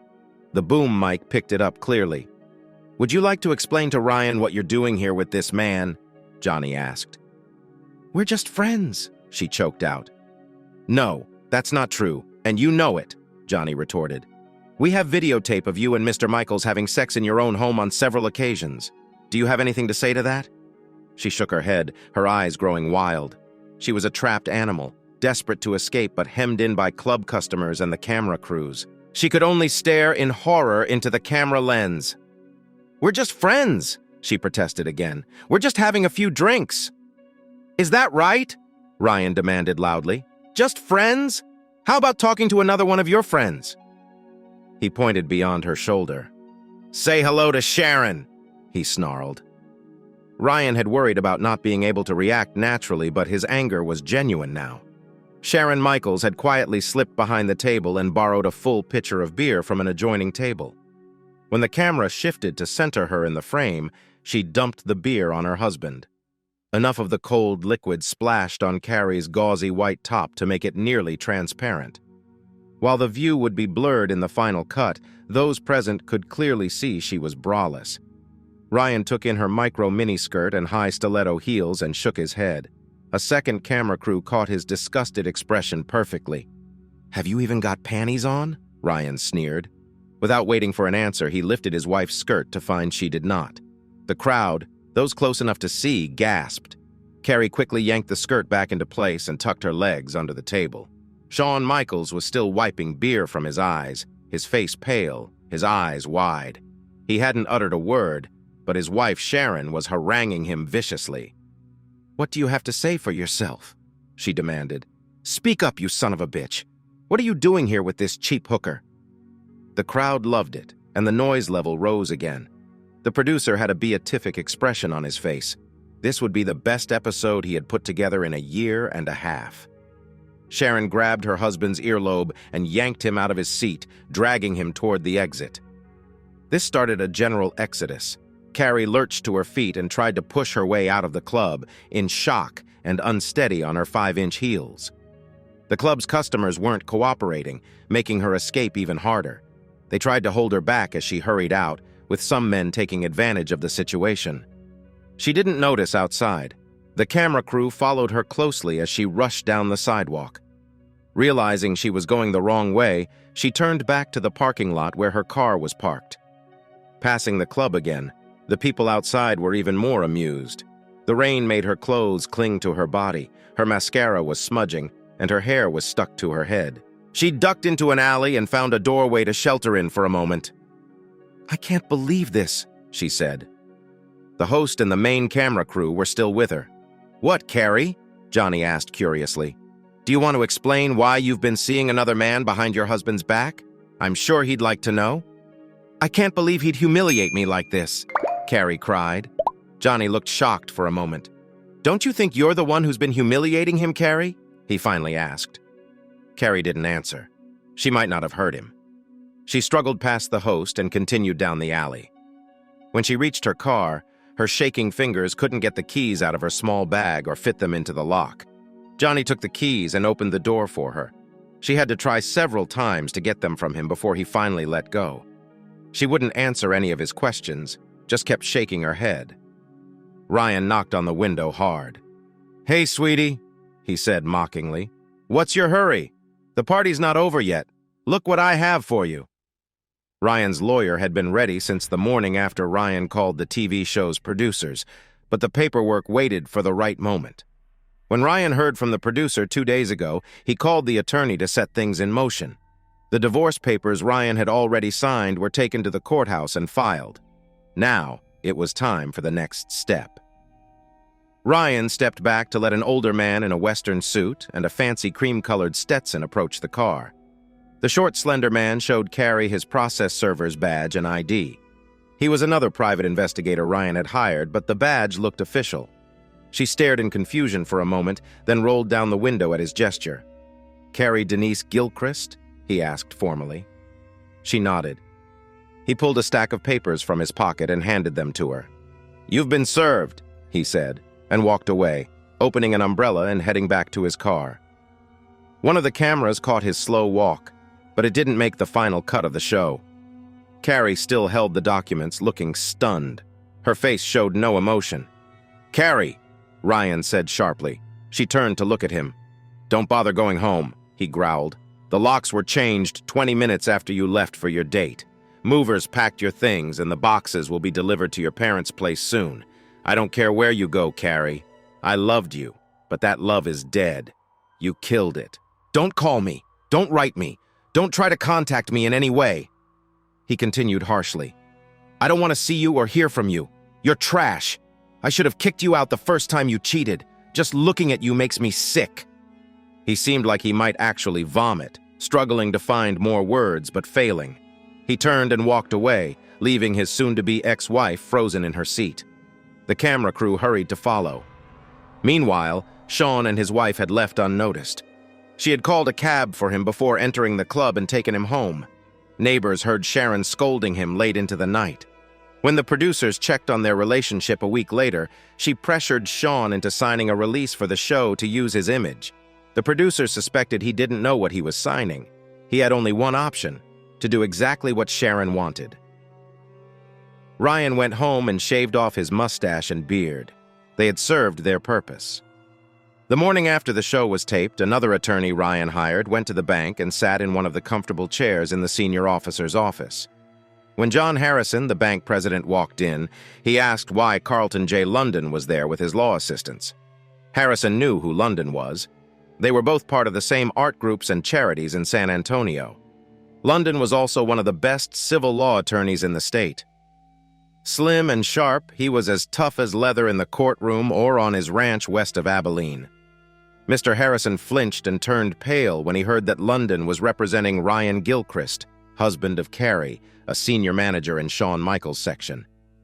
Mr. Gilchrist had filed a lawsuit against the bank for failing to enforce its own morality clauses. He claimed the bank knew about his wife's affair with a junior vice president, did nothing, and tried to cover it up, despite the morals clauses in their contracts.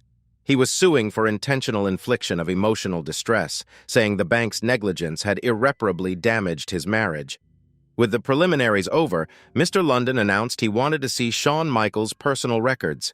He found the human resources supervisor and handed him the first in a stack of subpoenas signed that morning by a friendly judge.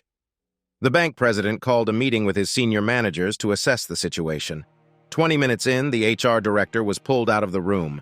He returned a few minutes later, pale and trembling. A junior employee had seen the subpoena on his supervisor's desk, not realizing the legal department hadn't reviewed it yet.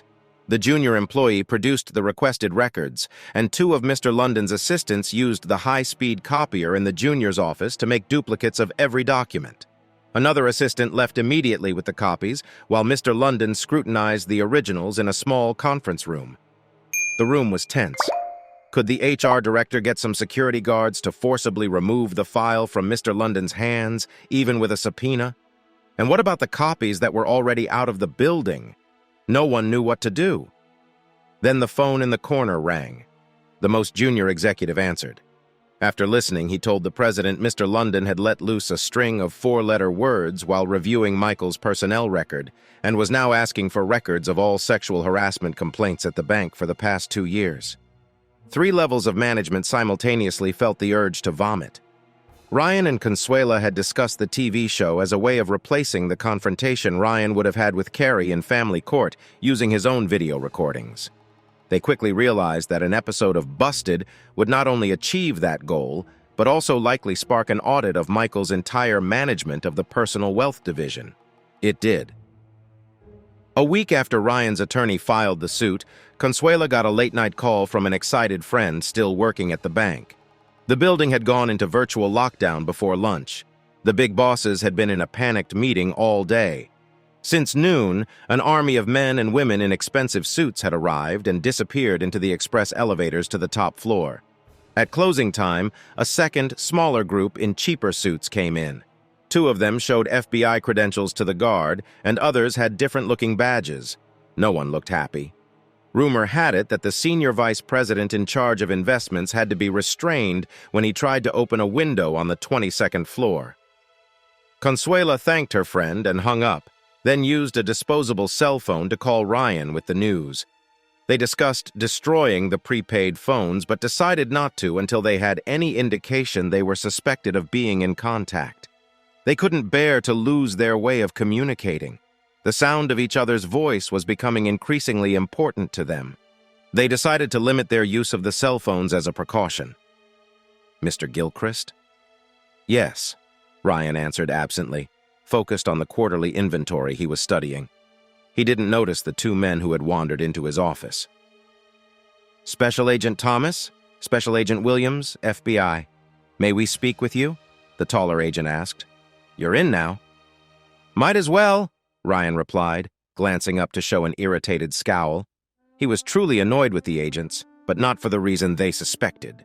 Instead of being unhappy they were there, he was upset they hadn't come by several weeks earlier. Waiting had never been his strong suit. He motioned with his free hand. The agents shoved their badges closer so he could see them. "Nah, I don't want to see your badges," Ryan growled. "I can buy ones that look just like that at Walmart. Show me your ID cards, guys." The agents looked at each other, surprised. Few people asked for their IDs, but they had to show them if asked. They did. Ryan examined them, then picked up the phone and called the local FBI office. He talked to the special agent in charge of the San Antonio office, who confirmed the agents' identities. "Okay," Ryan said. "You're real. What do you need?" His tone softened. "Have you doubted a federal officer before?" asked the older agent. Ryan nodded. "About 2 years ago, some guy came around asking questions about anti-racketeering. He flashed a badge, and my workers were confused. Turned out he was a union organizer trying to scare me into going union. He's still in federal prison. I had to testify at his trial." The agents exchanged looks, which annoyed Ryan. He wondered if they noticed their habit. Both agents recalled a note in Gilchrist's file about his cooperation in a past sting operation. "Who's racketeering now?" Ryan asked. "No one," said Special Agent Thomas. "We're from a joint task force investigating money laundering at the bank where your wife used to work." Ryan snorted. "Have you done your homework? Don't look at each other, just answer." The agents exchanged another quick look, then faced Ryan. They blushed slightly. "If you've looked into me," Ryan said, "you know I won't have a wife when the judge lifts the continuance her lawyer asked for." "We know," Thomas replied. "We also know the divorce is on hold pending the criminal investigation. We think you might have information that could help. Is there anything you'd like to tell us?" Thomas gave Ryan a stern look, hoping to scare him into confessing. Ryan frowned, unimpressed. "Gents, I know how to spell bank, and on a good day I can write money and laundry. But I don't know how I can help you. I haven't heard anything from the bank since my wife and I split up." Ryan sighed as the agents exchanged another look before speaking. He wasn't impressed with their first visit about the bank fraud. They accepted hot, bitter coffee from the corner urn and questioned Ryan for another 15 minutes, learning nothing of interest. They tried different angles, but Ryan showed no signs of having useful information. "What do you think?" Thomas asked his partner as they drove away. "I didn't get anything," Williams replied. "Me neither," Thomas said. "The guy's a bit of a rube. I don't think he's smart enough to be involved in this." "Nope," Williams shot back. "Gilchrist is smart. Watch his eyes next time we talk to him. He's sharp, but likes being underestimated. It gives him an edge. But I doubt he's involved. He only has a BBA and a few night courses in banking. He doesn't have a passport, doesn't know anyone in the Caymans, no unexplained money or debts. If he's part of this, he's very good." That night, Ryan told Consuela about the visit on his prepaid cell phone. She worried about what the agents knew, but Ryan dismissed her fears. "They were just fishing," he said. "If they had anything, they'd have asked specific questions about my work, where I was when the funds went missing, who I talked to on those days. I waited for any hint of suspicion about my connection with you, but there was none. They asked nothing that could lead to you. It was clear the visit meant nothing. They were just going through the motions of the investigation, so the defense couldn't claim they rushed to judgment. Ryan and Consuela only needed to worry if the agents came back with search warrants to search his office. But even if they did, there was nothing to find. The only incriminating evidence, the laptop, was 100 miles away under Cousin Richard's care. Everything else was smashed, burned, and the remains dumped in lakes all around. If they found out about Consuela, it would just look like an affair, given the state of Ryan's marriage. People at the cafe might say Ryan had breakfast with her a couple of times, but that's it. None of her relatives would talk, and few knew anything anyway. The cars were arranged through her aunt, who wouldn't consider cooperating with the police. She was still upset over her son's DUI arrest 7 years ago. Ryan assured Consuela that no suspicion would come her way. The bank's negotiators asked Ryan and his attorney for a meeting to discuss an early settlement of Ryan's suit. Ryan had no problem meeting with them. He was relaxed as he strolled into the bank's conference room. "Mr. Gilchrist, my clients feel your claim of intentional infliction of emotional distress does not have any merit. But we agree there may have been some minor irregularities in the supervision of some employees, and Mr. Gilchrist, is something wrong?" Estrada, the bank's attorney, asked as Ryan stood up, straightening his suit coat. "You said the lawsuit doesn't have any merit, right? If that's the case, I figured we're done here. I was just going to go home and wait for the judge to set a court date," Ryan said. "Perhaps you'd like a moment to confer with your counsel?" Estrada asked nervously. Ryan looked at his attorney, Mr. London, who had also stood up. "Nah, I know Mr. London pretty well now. He's been working for me since late last year. Good man. He's given me all kinds of good advice," Ryan said. "Yes, I'm sure," Estrada replied. "Well, I'll get right to the point. Would you care to have a seat, Mr. Gilchrist?" Ryan shrugged. "If you're done wasting everyone's time, sure. I'm sure we can conclude our business shortly," Estrada said jovially. "Good. I'm scheduled to testify in a sexual harassment case up in Dallas this afternoon. If we can wrap things up here quickly, I'd appreciate it." "I've taken an interest in that case," Ryan said, his exaggerated southern accent making Estrada flush. Estrada's lips tightened, and a nervous tic started on the side of his neck.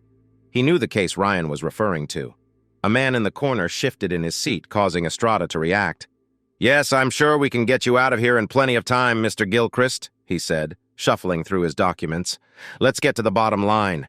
My clients would like to offer you—" Ryan cut him off with a chopping gesture. "Come off it. Look, this bank is being squeezed between the U.S. Attorney and the Texas Attorney General over sexual harassment by senior officials. It's grown to epidemic proportions in the last 3 years, and now it's all coming home to roost. On top of that, you've got federal agents crawling all over your offices trying to find $1 zillion one of your senior officials sent to secret overseas banks. Your investment and personal wealth divisions aren't separated like they should be, and now you've got auditors everywhere. And I come along wanting a piece of the action because I can trace my marriage failure directly to your senior officers and one of your vice presidents." Ryan leaned back and looked coldly at Estrada's pale face.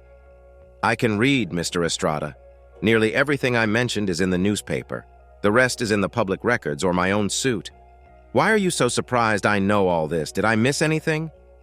Estrada, looking defeated, replied, "I think you've summarized the issues quite well, Mr. Gilchrist." The man in the corner groaned and sat up straighter. He stepped into the light. "I'm Parker Winston," he said. "I'm from Chicago." Ryan knew that meant he was from corporate headquarters. Ryan looked at the attorney from the big office with interest. "Estrada," Winston said coldly. "You just told Mr. Gilchrist and Mr. London we have so many problems we don't know where to start fixing them." Estrada looked shocked. "Get out!" Winston ordered harshly. The attorney and his assistant didn't move at first, then quickly gathered their papers and left the room. Winston looked at Ryan for a long moment. He was a man used to power and expected Ryan to look away. When Ryan didn't, Winston spoke in a precise, measured tone. "In 10 minutes, you can walk out of here a rich man," Winston told Ryan. "Get rid of your lawyer, make it just between us, and we can do this quickly." Ryan looked him in the eye. "Mr. London," Ryan said without looking at his attorney, "could you excuse us for a moment?" London nodded, stood up and left the room, leaving his briefcase behind. Winston sat at the head of the conference table, relaxed and confident. "What will it take, Mr. Gilchrist?" he asked suddenly. "I want you and your suit to go away and we'll pay you well to make that happen. Estrada thinks you're a cowboy, but you're smart enough to know this bank can't handle much more bad publicity. How much?" Ryan thought for a moment. Judging by Estrada's reaction, this man was very powerful. He wanted this case to go away badly. "I don't believe in being too greedy," Ryan said, "but I want this to hurt enough that your bank learns a lesson." Winston's lips thinned. "My price is $4 million, Ryan said quietly.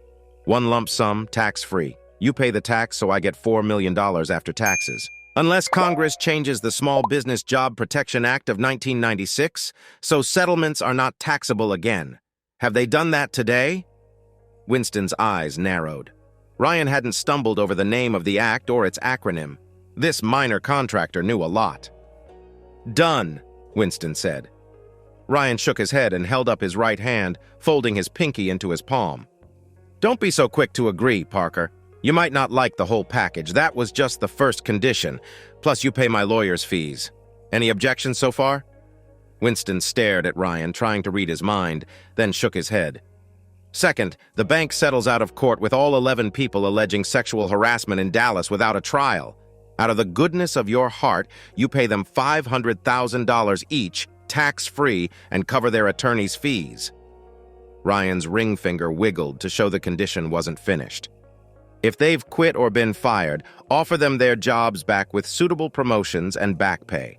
Those who stayed get back pay for the difference in what they earned and what they should have earned with promotions they missed because of the harassment. Expunge any poor performance reports given during or after the harassment period. Rescind any poor recommendations for those who quit and send new ones with apologies." Ryan folded his ring finger into his palm. "Third, pay Mrs. Sharon Michaels an amount equal to 10 years of her husband's salary and any other compensation he would have earned if he hadn't been indicted for fraud and money laundering. One-time payment, tax-free. Fourth, we get a written apology from the CEO of this bank for the pain caused because you can't keep your house in order. Fifth, in return, we agree not to pursue any future litigation related to these incidents and sign non-disclosure agreements about the settlement and the apology." Ryan's hand formed a fist. He held it still for a moment, then gently placed it on the table. Winston stared at Ryan for a long while, clearly unhappy with the terms. "Come on, Mr. Chicago lawyer, banker man," Ryan said mockingly, his eyes cool and lips curved in an amused smile. "You know damn well. The award to me for the emotional distress claim isn't limited by any current statute," Ryan said. "I've got a really good lawyer working for me. If you don't settle, my award alone could be 20 or 30 million, maybe more. And you know it won't be overturned on appeal. I've looked at the stats on the last 50 similar cases, and they were all upheld, except one with incomplete documentation. You'll also have to pay your own attorney fees on top of that." Winston stayed silent, weighing his options. Ryan had the bank and its officers cornered, and he knew it. Still, Winston hesitated, hoping something might turn the situation around. "What's the bad publicity worth that you'll get every day during my trial and theirs?" Ryan said softly, leaning closer. "I promise you my attorney will hold a press conference on the courthouse steps every single day, right after court adjourns. Can you imagine he'll forget to mention the evil bankers from the north who've come down to corrupt our innocent women and young men in those talks? Winston glared at Ryan, but it had no effect. Agreed, Winston said abruptly, looking resigned. Let's get London back in here. You tell him what he needs to know, and he can draft the paperwork. We'll have to get the individuals who filed harassment lawsuits to agree, but I expect they'll accept the deal quickly. Estrada will call them in Dallas as soon as we're done here. We'll get to them before the first one goes to court. I'll tell Estrada and the people upstairs to sign the agreement with you without delay. All payments will be computed and delivered by courier within 10 workdays of signing. Same for the harassment cases. Agreed? Ryan hesitated, looking intently at Winston for a moment. Then he nodded. Agreed. I'm going to get $500,000? Consuela asked, amazed. Yep, Ryan assured her. She looked at him, bemused. Actually, a bit more for lost wages and other stuff, he added. And you're getting $4 million, Ryan nodded. Pretty cool, he said. Consuela nodded, still dazed. She looked around the small living room of the house she would no longer have to live in. What do we do now? She asked. Well, Ryan said thoughtfully, untangling Belinda's arms from around his neck. She was holding on so tight he had trouble breathing. It had been a long time since Ryan and Consuela felt it was safe to meet, and Belinda was afraid he was going to leave again. How about we go see what dinners are like at the cafe these days?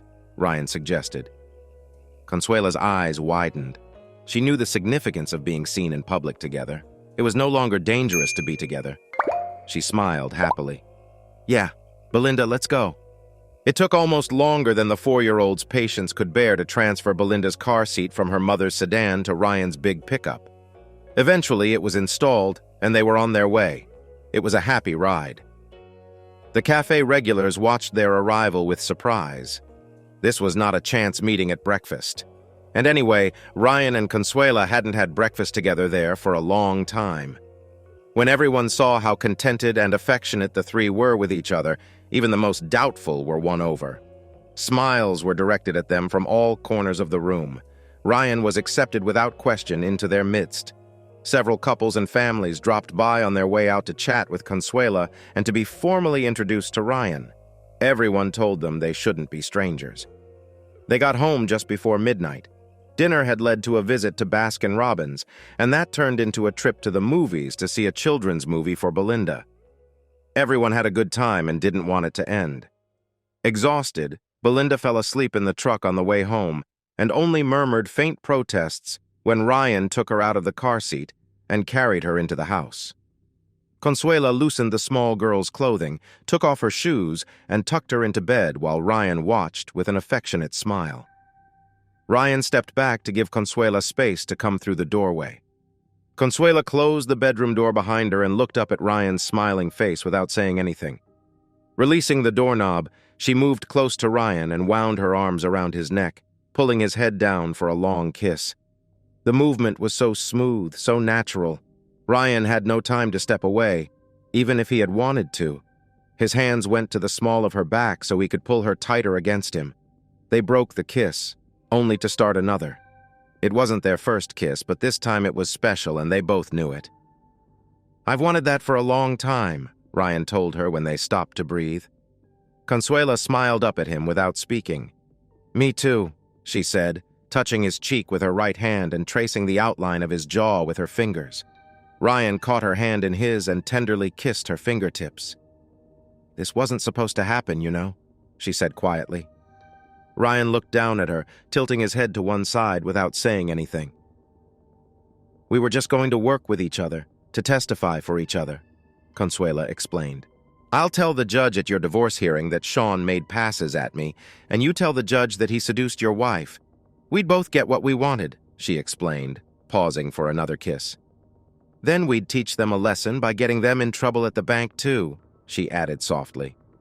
This time, Ryan started the kiss. We did it, Consuela said after a moment. We did exactly what we planned and got away with it. And you made sure they never found out about me. Ryan shifted slightly. Consuela was strong-minded, and he hadn't thought his actions would lead back to her. Foolish man, she whispered, seeing his hesitation. I knew you were doing it for Belinda and me. Didn't you know I'd see that? She asked gently. Ryan didn't know what to say, so he stayed silent. You were so strong, so gentle and kind to me and my baby. Didn't you see how Belinda was starting to love you? She continued. How could I not love her? Ryan countered softly. She's part of you and I love you more than life. Didn't you know that? He whispered. She nodded, laying her head on his chest, listening to his heartbeat. You know I love you that way too? She asked after a short, comfortable silence, looking up to see his eyes. Ryan shook his head slowly. I was only hoping, he said gently. He kissed her again, more firmly this time. Their bodies strained together, and Consuela led him to her bedroom. She stopped short of the bed, suddenly shy, and tried to unbutton her dress. The button wouldn't come undone. Ryan saw her frustration and guessed the reason. Taking her hips in his hands, he turned her gently around. He quickly undid the buttons, letting the top of her dress fall to her waist. His hands caressed her shoulders as he kissed her neck. Her deep sigh and quickened breath told him he was doing the right thing. It didn't take long for them to start making love. They took their time, and it was wonderful. Afterward, as their hearts slowed and they caught their breath, Ryan asked lazily, Think you'll want to keep me around? You reckon we could be compatible? Consuela patted his arm and turned to face him. They kissed gently. Yes, Consuela purred. You just try and get away from me. Ryan chuckled quietly. They were quiet for a moment. In a minute, when you're ready, can I be on top? She asked. She giggled in the dimness. I'm ready, Ryan whispered eagerly. There was no more talk for a long while. The trials for Shawn Michaels and Corey Gilchrist were short. There wasn't much evidence for the U.S. attorney to present, but it was very compelling. The first witnesses were banking experts who explained how accounts are set up in overseas banks to hide income or send fraudulently obtained funds out of U.S. jurisdiction. A stern woman from the State Department testified that none of the accounts had any money left, and the Caribbean governments confirmed this but wouldn't go further. Special Agent Williams testified that he and his partner saw a bank-owned laptop with defendant Michael when they took him into custody. They labeled it as evidence. A computer expert testified that the laptop had programs used by the bank to connect to their server remotely. He showed the jury some screens, including the login page. A representative from the phone company presented phone records for Ryan and Carrie Gilchrist, showing calls lasting 21 to 23 minutes. The prosecutor wrote the times and dates on a whiteboard. There was no evidence of a wireless network set up at Gilchrist's house. A cable company representative said their modem was only connected to the big Dell computer in the home office, with no other connections during the times listed. Then, the information technology manager for the bank testified. Michael's login name and password had been used to access several high-value accounts. He managed wire transfers, some of which were set up to continue even after he signed off. These transfers happened during specific times noted on the whiteboard. The stolen funds were sent to IP addresses linked to offshore banks. The defense objected, arguing the IT manager couldn't know that for sure, but the manager insisted he could trace an IP address as well as anyone, and his testimony was allowed. The next witness, a specialist from the Treasury Department, confirmed the information, saying he often identified bank IPs, and these did match the offshore banks in question. The defense didn't object or question this witness. When the prosecution finished, the defense had little room left. They argued no one saw Shawn Michaels enter the transfer details, suggesting it could have been Carey Gilchrist or someone else. The Gilchrist home had no security system, so anyone could have been there. They conceded that Shawn and Carrie had an affair, as both had admitted it on videotaped statements. The TV show had shown this multiple times, and the network said it was one of their most watched episodes. The defense questioned whether people having an affair would stop to work on a computer, arguing they could have done the transfers from the office. The prosecution didn't respond to why the transfers were done at the Gilchrist home, as the evidence was clear. The fact that none of the funds were traced to accounts known to either party didn't matter. The FBI testified that there were no unaccounted-for fingerprints or signs of forced entry at the house, and no forensic evidence suggested anyone else had been there. In the end, Michaels was found guilty on all counts. He broke down at the defense table and cried. The Baker County Sheriff's deputies took him into custody, marching him off to jail to await sentencing. Carey denied knowing Michael's login and password, and despite the lawyer's efforts, the denial held.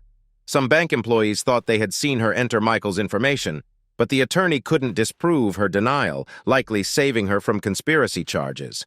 Carey's main problem was lying about a trivial matter during an interview a month into the investigation. This led to a false affidavit charge, which the jury quickly found her guilty of. During Michael's sentencing, the jury recommended the sentences run concurrently. The judge agreed, sentencing Michaels to 20 years, with the prison location to be determined later. Carey received 1 year. As Michaels was led away, Ryan leaned over the railing and whispered, "That's what you get for screwing another man's wife." Only Michaels heard him. Michaels took 2 more steps before the words hit him. He stopped, making the chains on his feet jangle. He turned around to stare at Ryan, his eyes widening. Alarmed, the bailiff tried to catch up, but it was too late. Michaels lunged at Ryan, but the bailiff yanked him back. Michaels started screaming words no one could understand, dragging the much bigger bailiff across the floor. It took 4 officers to control him as he struggled to get to Ryan, still shrieking and fighting his restraints as they carried him out. "Good afternoon, Special Agent Williams. What can I do for you today?" Ryan answered the knock on his office door. He was surprised to see the FBI agent, but didn't show it. He looked down the hallway to see if the agent was alone. The hallway was empty. Come in," Ryan urged. "Mind if I lock the door again?" It was past business hours, and Ryan had locked the door after his secretary left. He didn't like open doors when no one was in the outer office. "Not at all," Williams replied politely. "Just wanted to clear up a couple of things, if that's all right with you." "Sure. What do you got?" Ryan shot back briskly. "Want some coffee?" He pointed to the urn on the side table. The FBI agent hesitated, remembering the strong brew from his last visit, but decided to go for it. "Thank you. Yes," Williams said, taking the mug filled with dark liquid. He took a sip, finding it scalding hot. "What I'm here for, Mr. Gilchrist, is a statement you made to Mr. Michaels. His attorney relayed it to us," Williams said. Ryan's brow furrowed in concentration and surprise. He waited for Williams to continue. "Michaels says you told him at his trial that you arranged for all of this to happen. He accuses you of stealing his laptop and entering the wire transfers to offshore accounts," Williams explained, watching Ryan closely. Ryan's reaction was calm. "That's it?" Ryan asked. "Yes, sir. That's the gist of it," Williams answered. Ryan snorted. "First of all, I never spoke to him at his trial. I was never near him. At his sentencing hearing, I did say something as he passed by. Something like, 'This is what you get for screwing my wife.' That's all I said. He went ballistic and they carried him out. That's the last time I saw him." "I see. Would you care to explain that statement?" Williams asked. Ryan looked confused. "What I just said? Well, it's pretty self-explanatory. He got 20 years for his crimes while he was having an affair with my wife. I told him so. Does that explain it better?" Ryan's eyes flashed with anger. "I see," Williams said, shifting his coffee mug to his left hand before taking a sip. "So if Mr. Michaels alleges you had anything to do with stealing his computer and committing the offenses he's imprisoned for, you deny that?" Ryan snorted again. "You think? You're darn right I deny it," he said formally. Williams watched Ryan over the lip of his mug. Other than irritation, he saw nothing suspicious in Ryan's body language. He considered asking Ryan to come in for a polygraph, but decided against it. In his current mood, Ryan would refuse, which wouldn't prove anything. "Okay," Williams said abruptly, standing up. "I appreciate you taking the time to speak with me, Mr. Gilchrist. If we have anything else, we'll get in contact with you." "Okay," Ryan replied, still visibly annoyed. He took the mug from Williams and put it on the credenza. "Oh," Ryan added, "I'm going to be taking a few weeks off and won't be in the office." "Where will you be, Mr. Gilchrist?" Williams asked automatically. Ryan's eyes narrowed. "Why do you care, Special Agent Williams?" he asked aggressively. "I was told to stay in town during the investigation. The trials are done. 2 people are going to prison and it's over. Are you investigating me, Agent Williams?" "No, sir," Williams answered. "Are you telling me I need to stay where you can find me at a moment's notice?" Ryan pressed. "No, sir," Williams replied. Williams replied, "No need for that. You're correct. There's no active investigation by the Joint Task Force. The Treasury and State Departments are still trying to find the funds in Caribbean banks, but they aren't having any luck. That's all that's happening. Ryan stared at the FBI agent for a long moment, then took a deep breath and held it. His jaw muscles clenched and then relaxed as he exhaled. Okay, sorry. One reason I'm taking some time off is that I'm losing my temper too often, over trivial reasons. I need to recharge. It's been a rough year. If I was out of line, I apologize. Not at all, Williams reassured Ryan quickly. He understood. The man had dealt with a cheating wife, a humiliating TV expose, and the trials. It made sense he might be wound a little tight.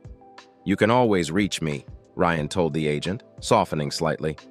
I won't have my cell phone on all the time, but I'll check it regularly. You have the number, right?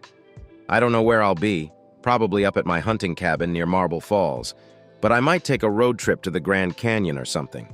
I just need to get away. I understand completely, Agent Williams said sympathetically. After a bit more casual chat, Ryan let the FBI agent out and locked the door behind him.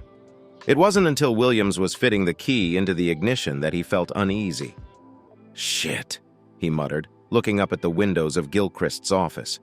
Had Gilchrist just maneuvered him into revealing the status of the investigation? He couldn't decide. Gilchrist had definitely made him feel sorry for him and had deflected his inquiries. As he drove away, he wondered if Gilchrist was that smart, that good at manipulating people. A seed of doubt was planted in his mind. The investigation was dead, but Special Agent Williams would keep an eye out for anything suspicious. Ryan leaned against the wall near the door after the FBI agent left. It took time for his racing heart to calm. He'd been worried he might reveal something to Williams, so he let his anger swell up. The anger had been real, but it was at himself for being afraid, not at the agent. It seemed to have worked. Once composed, he returned to his desk to finish the last stack of papers he needed to sign. His secretary would be in tomorrow for half a day and was expecting them to be done. It was the last task before his few weeks off. In a way, Ryan was glad the FBI agent had come by. It gave him insight into their operation and thinking. It was clear the agent had nothing substantial.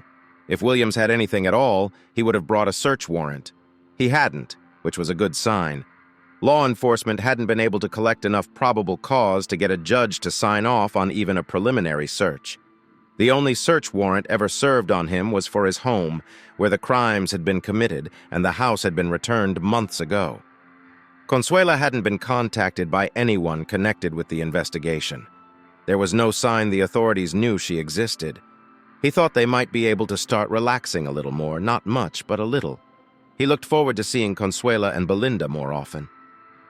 Quiet, honey, Consuela told her daughter. Mama needs to talk to Ryan right now. Ryan will look at your drawing in just a minute. Belinda wasn't happy. She wanted to show Ryan a picture she'd drawn of her mommy and Ryan. To her, it needed to be seen immediately. She flounced into the kitchen, climbed back onto her chair, and began coloring in the figure's clothing. In moments, she had forgotten her mother had interrupted her drawing presentation. So you don't think he had anything to go on? Consuela asked Ryan. Nah, he wasn't even really fishing, Ryan answered, relaxed and unconcerned. If they thought they had anything, they'd have come to the office with search warrants for my office, home, pickup truck, every job site, and probably the hunting lease up at Marble Falls, too. He doesn't have a thing to go on, and I don't see how he could ever show enough probable cause to get search warrants for any of those places. He even admitted the investigation is closed as far as San Antonio is concerned. There's still some work going on overseas, but I gathered there's no chance it'll go anywhere. All he really asked was what I'd meant by what I'd said to Michaels at the trial. I told him, and that was the end of it. Okay, that's good, Consuela whispered, looking relieved. Then she brightened. She had grown weary over the last few months. More often than not, she regretted her initial enthusiasm to cut that man down to size. The plan had worked, but she still worried most of the time. She expected a knock on her door one day, but today, that seemed unlikely. She relaxed and tilted her face up for a kiss from her man. But Mommy, Belinda pleaded with Consuela, everyone else will be there. The little girl, who had just turned 5, was almost in tears when Ryan walked in the kitchen door. It was his 5th day there, and he had given up pretending to stay at the hunting lease. He had been next door, helping the elderly woman who lived there after she almost fell trying to get up her porch steps. Seeing the unhappiness in the room, he said, "Oh, what's wrong?" "Oh, it's her kindergarten class," Consuela said, giving him a troubled glance. "They're having a dad and daughter event tomorrow morning, and well, she doesn't understand." Ryan nodded, feeling as dejected as the others. He knew Consuela had divorced Belinda's father over 4 years ago, just after Belinda was born. Despite a few attempts by the father to see Belinda early on, there had been no contact for over 3.5 years. Ryan pretended to be interested in a dog barking outside while thinking about something he had been planning. He took a deep breath, held it, and let it out slowly. Belinda was so unhappy. It was unfair and beyond her control. Deciding quickly, he walked out the kitchen door to the driveway. He retrieved a small box from under the car's front seat and checked its contents before going back inside. Consuela and Belinda met him at the door, curious. "What?" Consuela started to ask. Ryan smiled mysteriously and took her hand, leading her into the living room. He sat on the couch and patted the cushion beside him. "Honey, what is it?" Consuela asked, wondering what was on Ryan's mind. Ryan cleared his throat. "We've come a long way since we met at the cafe," he began, stammering. "I haven't been good at asking what we should do next or how you feel about things. We just seem to move from one thing to the next without much discussion. But I hope you know I never pushed you into anything, right?" "Ryan, I've never felt pushed," Consuela assured him. "You couldn't make me do anything I didn't want to do." "Yeah, I know," Ryan said. "But now I have to ask you something because we need to know where we stand." He reached for her right hand and held it. "Consuela," he said, his eyes searching hers. She looked a little impatient. Suddenly her eyes widened, and she covered her quivering lips with both hands. "Oh my God," she whispered. "Consuela," Ryan said huskily, "I love you more than words can say. I want you to be... will you be..." "Yes," Consuela whispered softly. Ryan stared at her blankly for a moment. He had prepared for a longer speech and maybe some coaxing. "You will? He asked awkwardly. Consuela nodded, tears filling her eyes. Ryan found the small box and pulled out the diamond ring. It had looked good in the jewelry store, but now he wasn't sure. He took Consuela's hand and slipped the ring on her finger. When it was in place, Consuela began sobbing. Nonplussed, Ryan put his arms around her and patted her back. He wasn't sure what he had done, but she wasn't rejecting his touch, which was a good sign. "Mommy, what's wrong?" Belinda asked, suddenly appearing at Consuela's knee looking ready to cry herself. Belinda had gone to her room to play, but returned when she heard her mother crying. Consuela turned to her daughter, still crying, and pulled her onto her lap. "See what Ryan gave me?" Consuela asked, showing the ring. "Isn't it pretty?" Belinda looked at the ring dubiously. "Why did Ryan give it to you?" "Because we're going to get married, honey," Consuela said, kissing Belinda's cheek. "Isn't that great?" Belinda thought about it for a moment. "I guess. What does married mean?" Consuela laughed and hugged her daughter tighter. "It means you, me, and Ryan are going to live together now. Is that okay?" Consuela asked. Belinda's eyes widened as she began to smile. "Ryan won't have to go home at night anymore?" she asked happily. Ryan and Consuela had established a routine where Ryan would spend the night but leave before dawn, showering and changing into clothes he kept at Consuela's.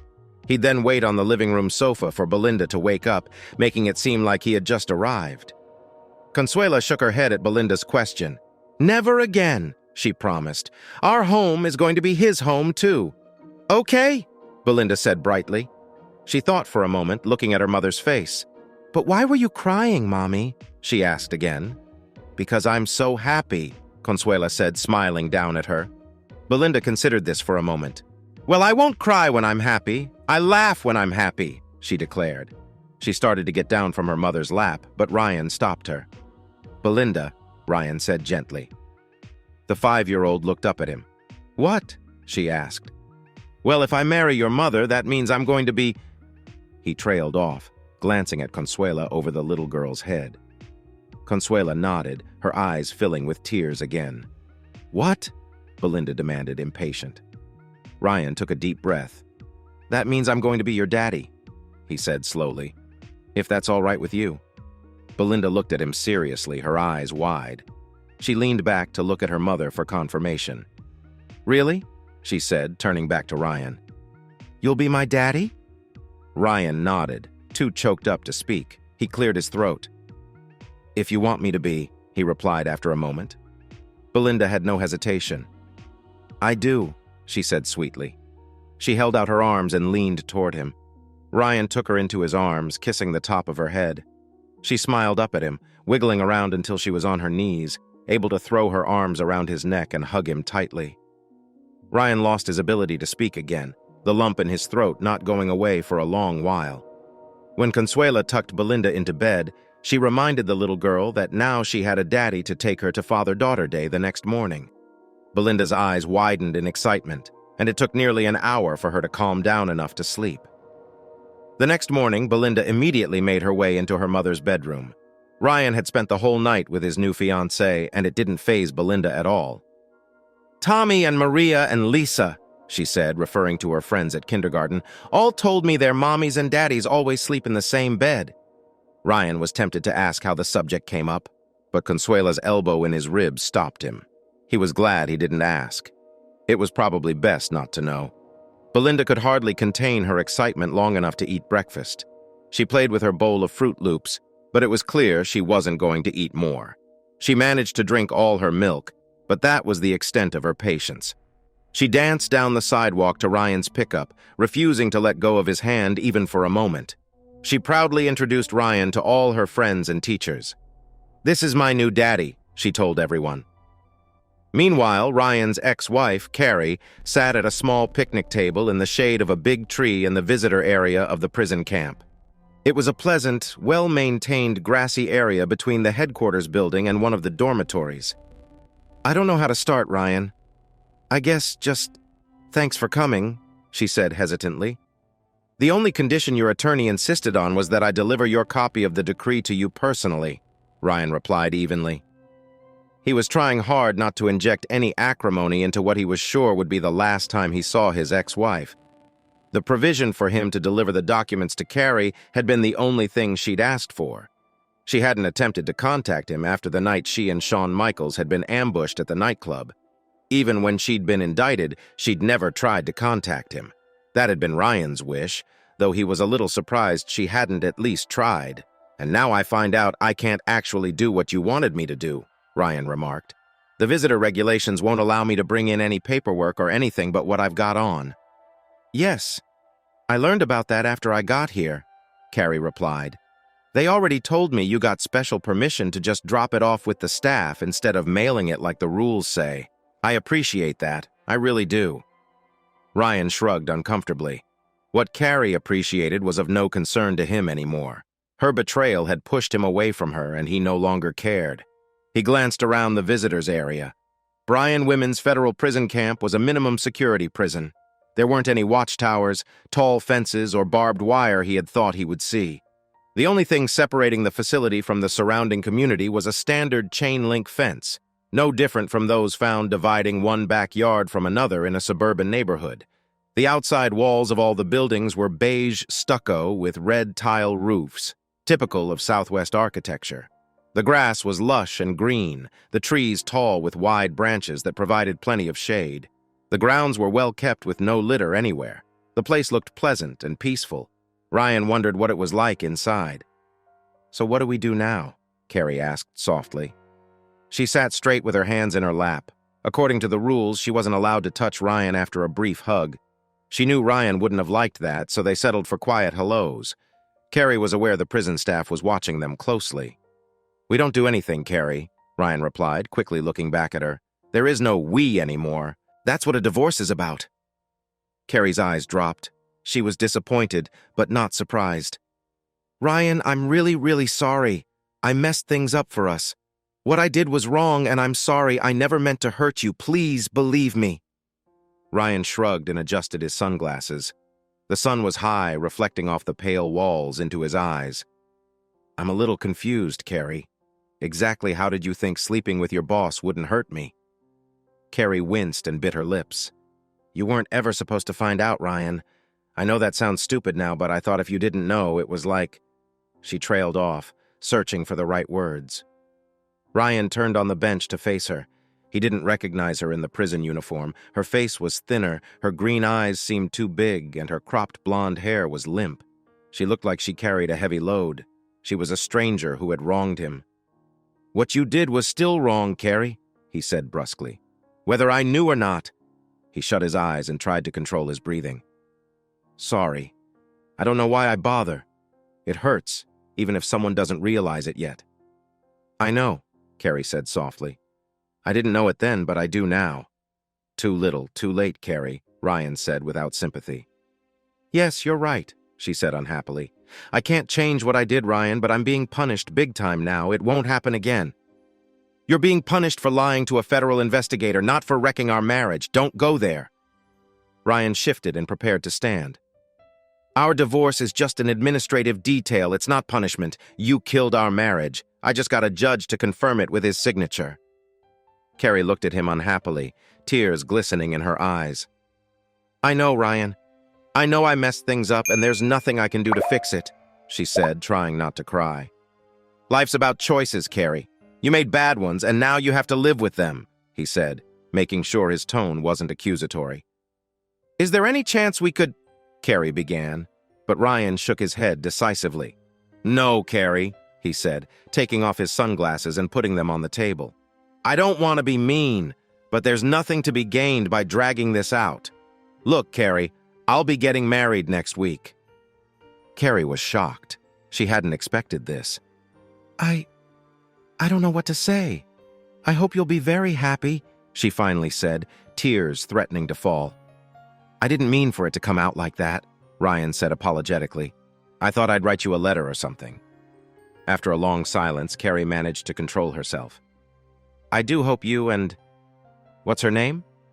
"Consuela," Ryan answered. "Consuela Robertson." "Consuela, that's a beautiful name," Carrie said without bitterness. "I really do hope you'll be very happy." She tried to smile but looked confused. "You know her," Ryan said quietly. "She used to work at the bank. She was one of the people who filed sexual harassment suits. My lawyer dug up a lot of information on them. Consuela and I met, and the rest is history." Carrie looked at Ryan for a long time without saying anything. "Well, I hope you both will be very happy," she said finally. "I'm sure she won't hurt you like I did," she added, bitterness in her tone. Ryan ignored it. Carey had lost the right to be bitter about his choices. He stood but didn't immediately leave. "I won't be coming here again," he said. "Consuela and I, well, you know." Carey nodded. "Goodbye, Carey," he said. "I hope when you get out of here, things turn out well for you." "Thank you, Ryan. I appreciate that," Carey replied. She stood as well but kept the picnic table between them. Ryan nodded and turned away. After a moment, he turned back. "There's something I don't understand. You don't have to answer if you don't want to, but why? Why did you even take up with that jerk in the first place?" Carey had expected this question. She thought she would be careful with her answer, but there was no longer any reason for that. Ryan had made it clear there was no future for their relationship as she'd hoped. She hesitated briefly. "I didn't start out to cheat on you," she said frankly. "I was happy. It looked like we were getting back to where we were before the first time." She glanced up at her ex-husband guiltily. This was the second affair she'd engaged in. "I concentrated on just us for the longest time," she continued. "Then I got a nice promotion at the bank, and I lucked into a couple of other things. More responsibility and perks. Well, Ryan, I liked being in charge of things, and I saw I could go higher in management there." She lifted her hands helplessly, her face twisted with distaste. "It was so wrong, but I figured out Shawn Michaels was my ticket upstairs, and I decided I'd let him. Then I'd have sex with him. The money was getting better, almost as much as you were bringing home. You know, it wasn't like he was a very good person, Ryan. I never thought he was. I was never in love with him. In fact, he was a pretty rotten individual. I read somewhere that people always affair down. We have affairs with people who make us look good by comparison. I guess that's true. It's what I did. Once involved with him, it was easy to get on an ego trip, Ryan," she said wearily. "I started to believe the world I shared with just him was fine. I thought he and I knew who we were and exactly what we wanted out of life.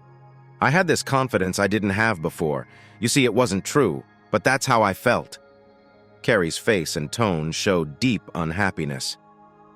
I can't justify it, Ryan. I was caught up in getting that next promotion and being happy with someone else giving me attention. I think I went a little crazy. I'm sorry, I really am. Ryan took a moment to digest what she'd said. He shook his head. And the things people have told me about the way you talked about me? About our life together? He asked carefully. He couldn't hint that he'd heard her spiteful remarks on the tape recorder in the videos he'd made of her and Sean early on. Carrie stared at him in surprise. She thought for a minute. Well, guilt, I guess, she said finally.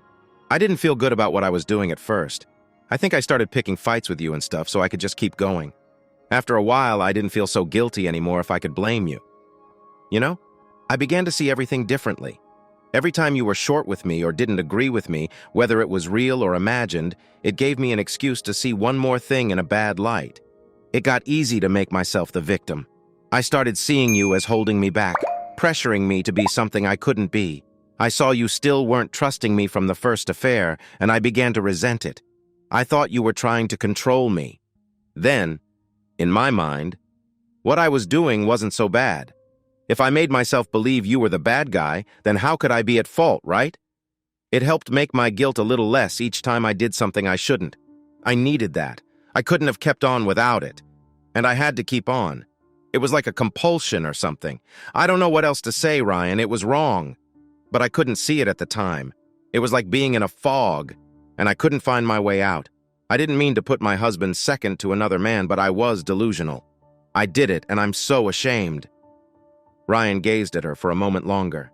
He shook his head. You rewrote most of our history together, he told her. From what I've been able to gather, some of our former friends have told me a lot of what you said was pretty damn vicious. And it was all because you wanted to prostitute yourself to get ahead. What? Carrie protested, shocked. I never...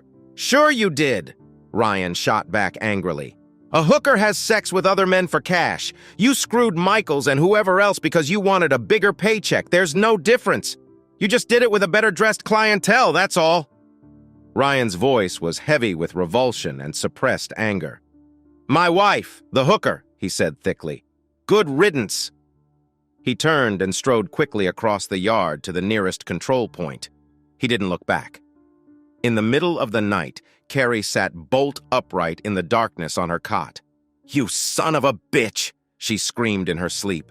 Her subconscious mind had made a connection she hadn't seen while awake. Carrie had realized almost immediately that Ryan's fiancée once worked in Shawn Michaels' division when Ryan gave her Consuela's full name, but it hadn't seemed worthy of comment. It took her until now to remember that Consuela had the skills to access the bank accounts and could have done what everyone blamed Shawn for.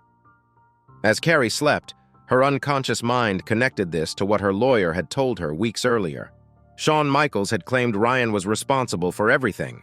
His attorney had tried to get a new trial for Shawn based on this, but the judge dismissed the motion. Carrie's shouts disturbed the dorm, causing a stir. Several women got up to use the restroom, and a guard came to Carrie's room, warning her she would be punished and might be transferred to a higher security institution. It took her a long time to fall back asleep. The next morning, Carrie's excitement faded with the first light of day, replaced by a feeling of hopelessness. She knew Shawn's accusations had gone nowhere, and she doubted hers would either. She understood her ex-husband too well. Ryan wouldn't have mentioned his new wife's name if he thought it could lead to something. He had likely covered his tracks well. No one would be able to prove how he and Consuela had managed this. Ryan had said the divorce wasn't punishment for her cheating. It was just an administrative detail. The humiliation on the TV show was just another detail. No, her real punishment was the year in prison. And knowing Ryan had known all along and set her and Shawn up, and there was nothing she could do about it. Biting her lips, Carrie forced herself to get up and head to the dining hall. She needed the calories for the day's work detail, digging 3 new vegetable gardens and 1 flower garden in front of the main building. That evening, she would mark off another day on her calendar. 319 more days to go. According to Texas law, 31 days after Ryan's divorce was finalized, he and Consuela were married in her hometown. Most of the town attended the reception at the VFW hall. A few hours after he proposed, Ryan asked when they would get married and start planning. Consuela told him her mother and she had already done most of the planning. They just needed a date. Smiling at his surprise, she assured Ryan that her family knew he would propose. It was only a matter of when. Ryan was initially stunned, but soon accepted it. Consuela loved him, he loved her, and they both loved Belinda. That was enough for him. He even rented a copy of Steel Magnolias to understand his boundaries better. 3 weeks after the wedding, Ryan and Consuela took their marriage certificate to an attorney, and Ryan began the process of adopting Belinda. Her birth father was easily found near Santa Fe, New Mexico. He was in hard times and happily signed the adoption papers for $50 and 2 bottles of cheap wine. The private investigators videotaped the event for proof.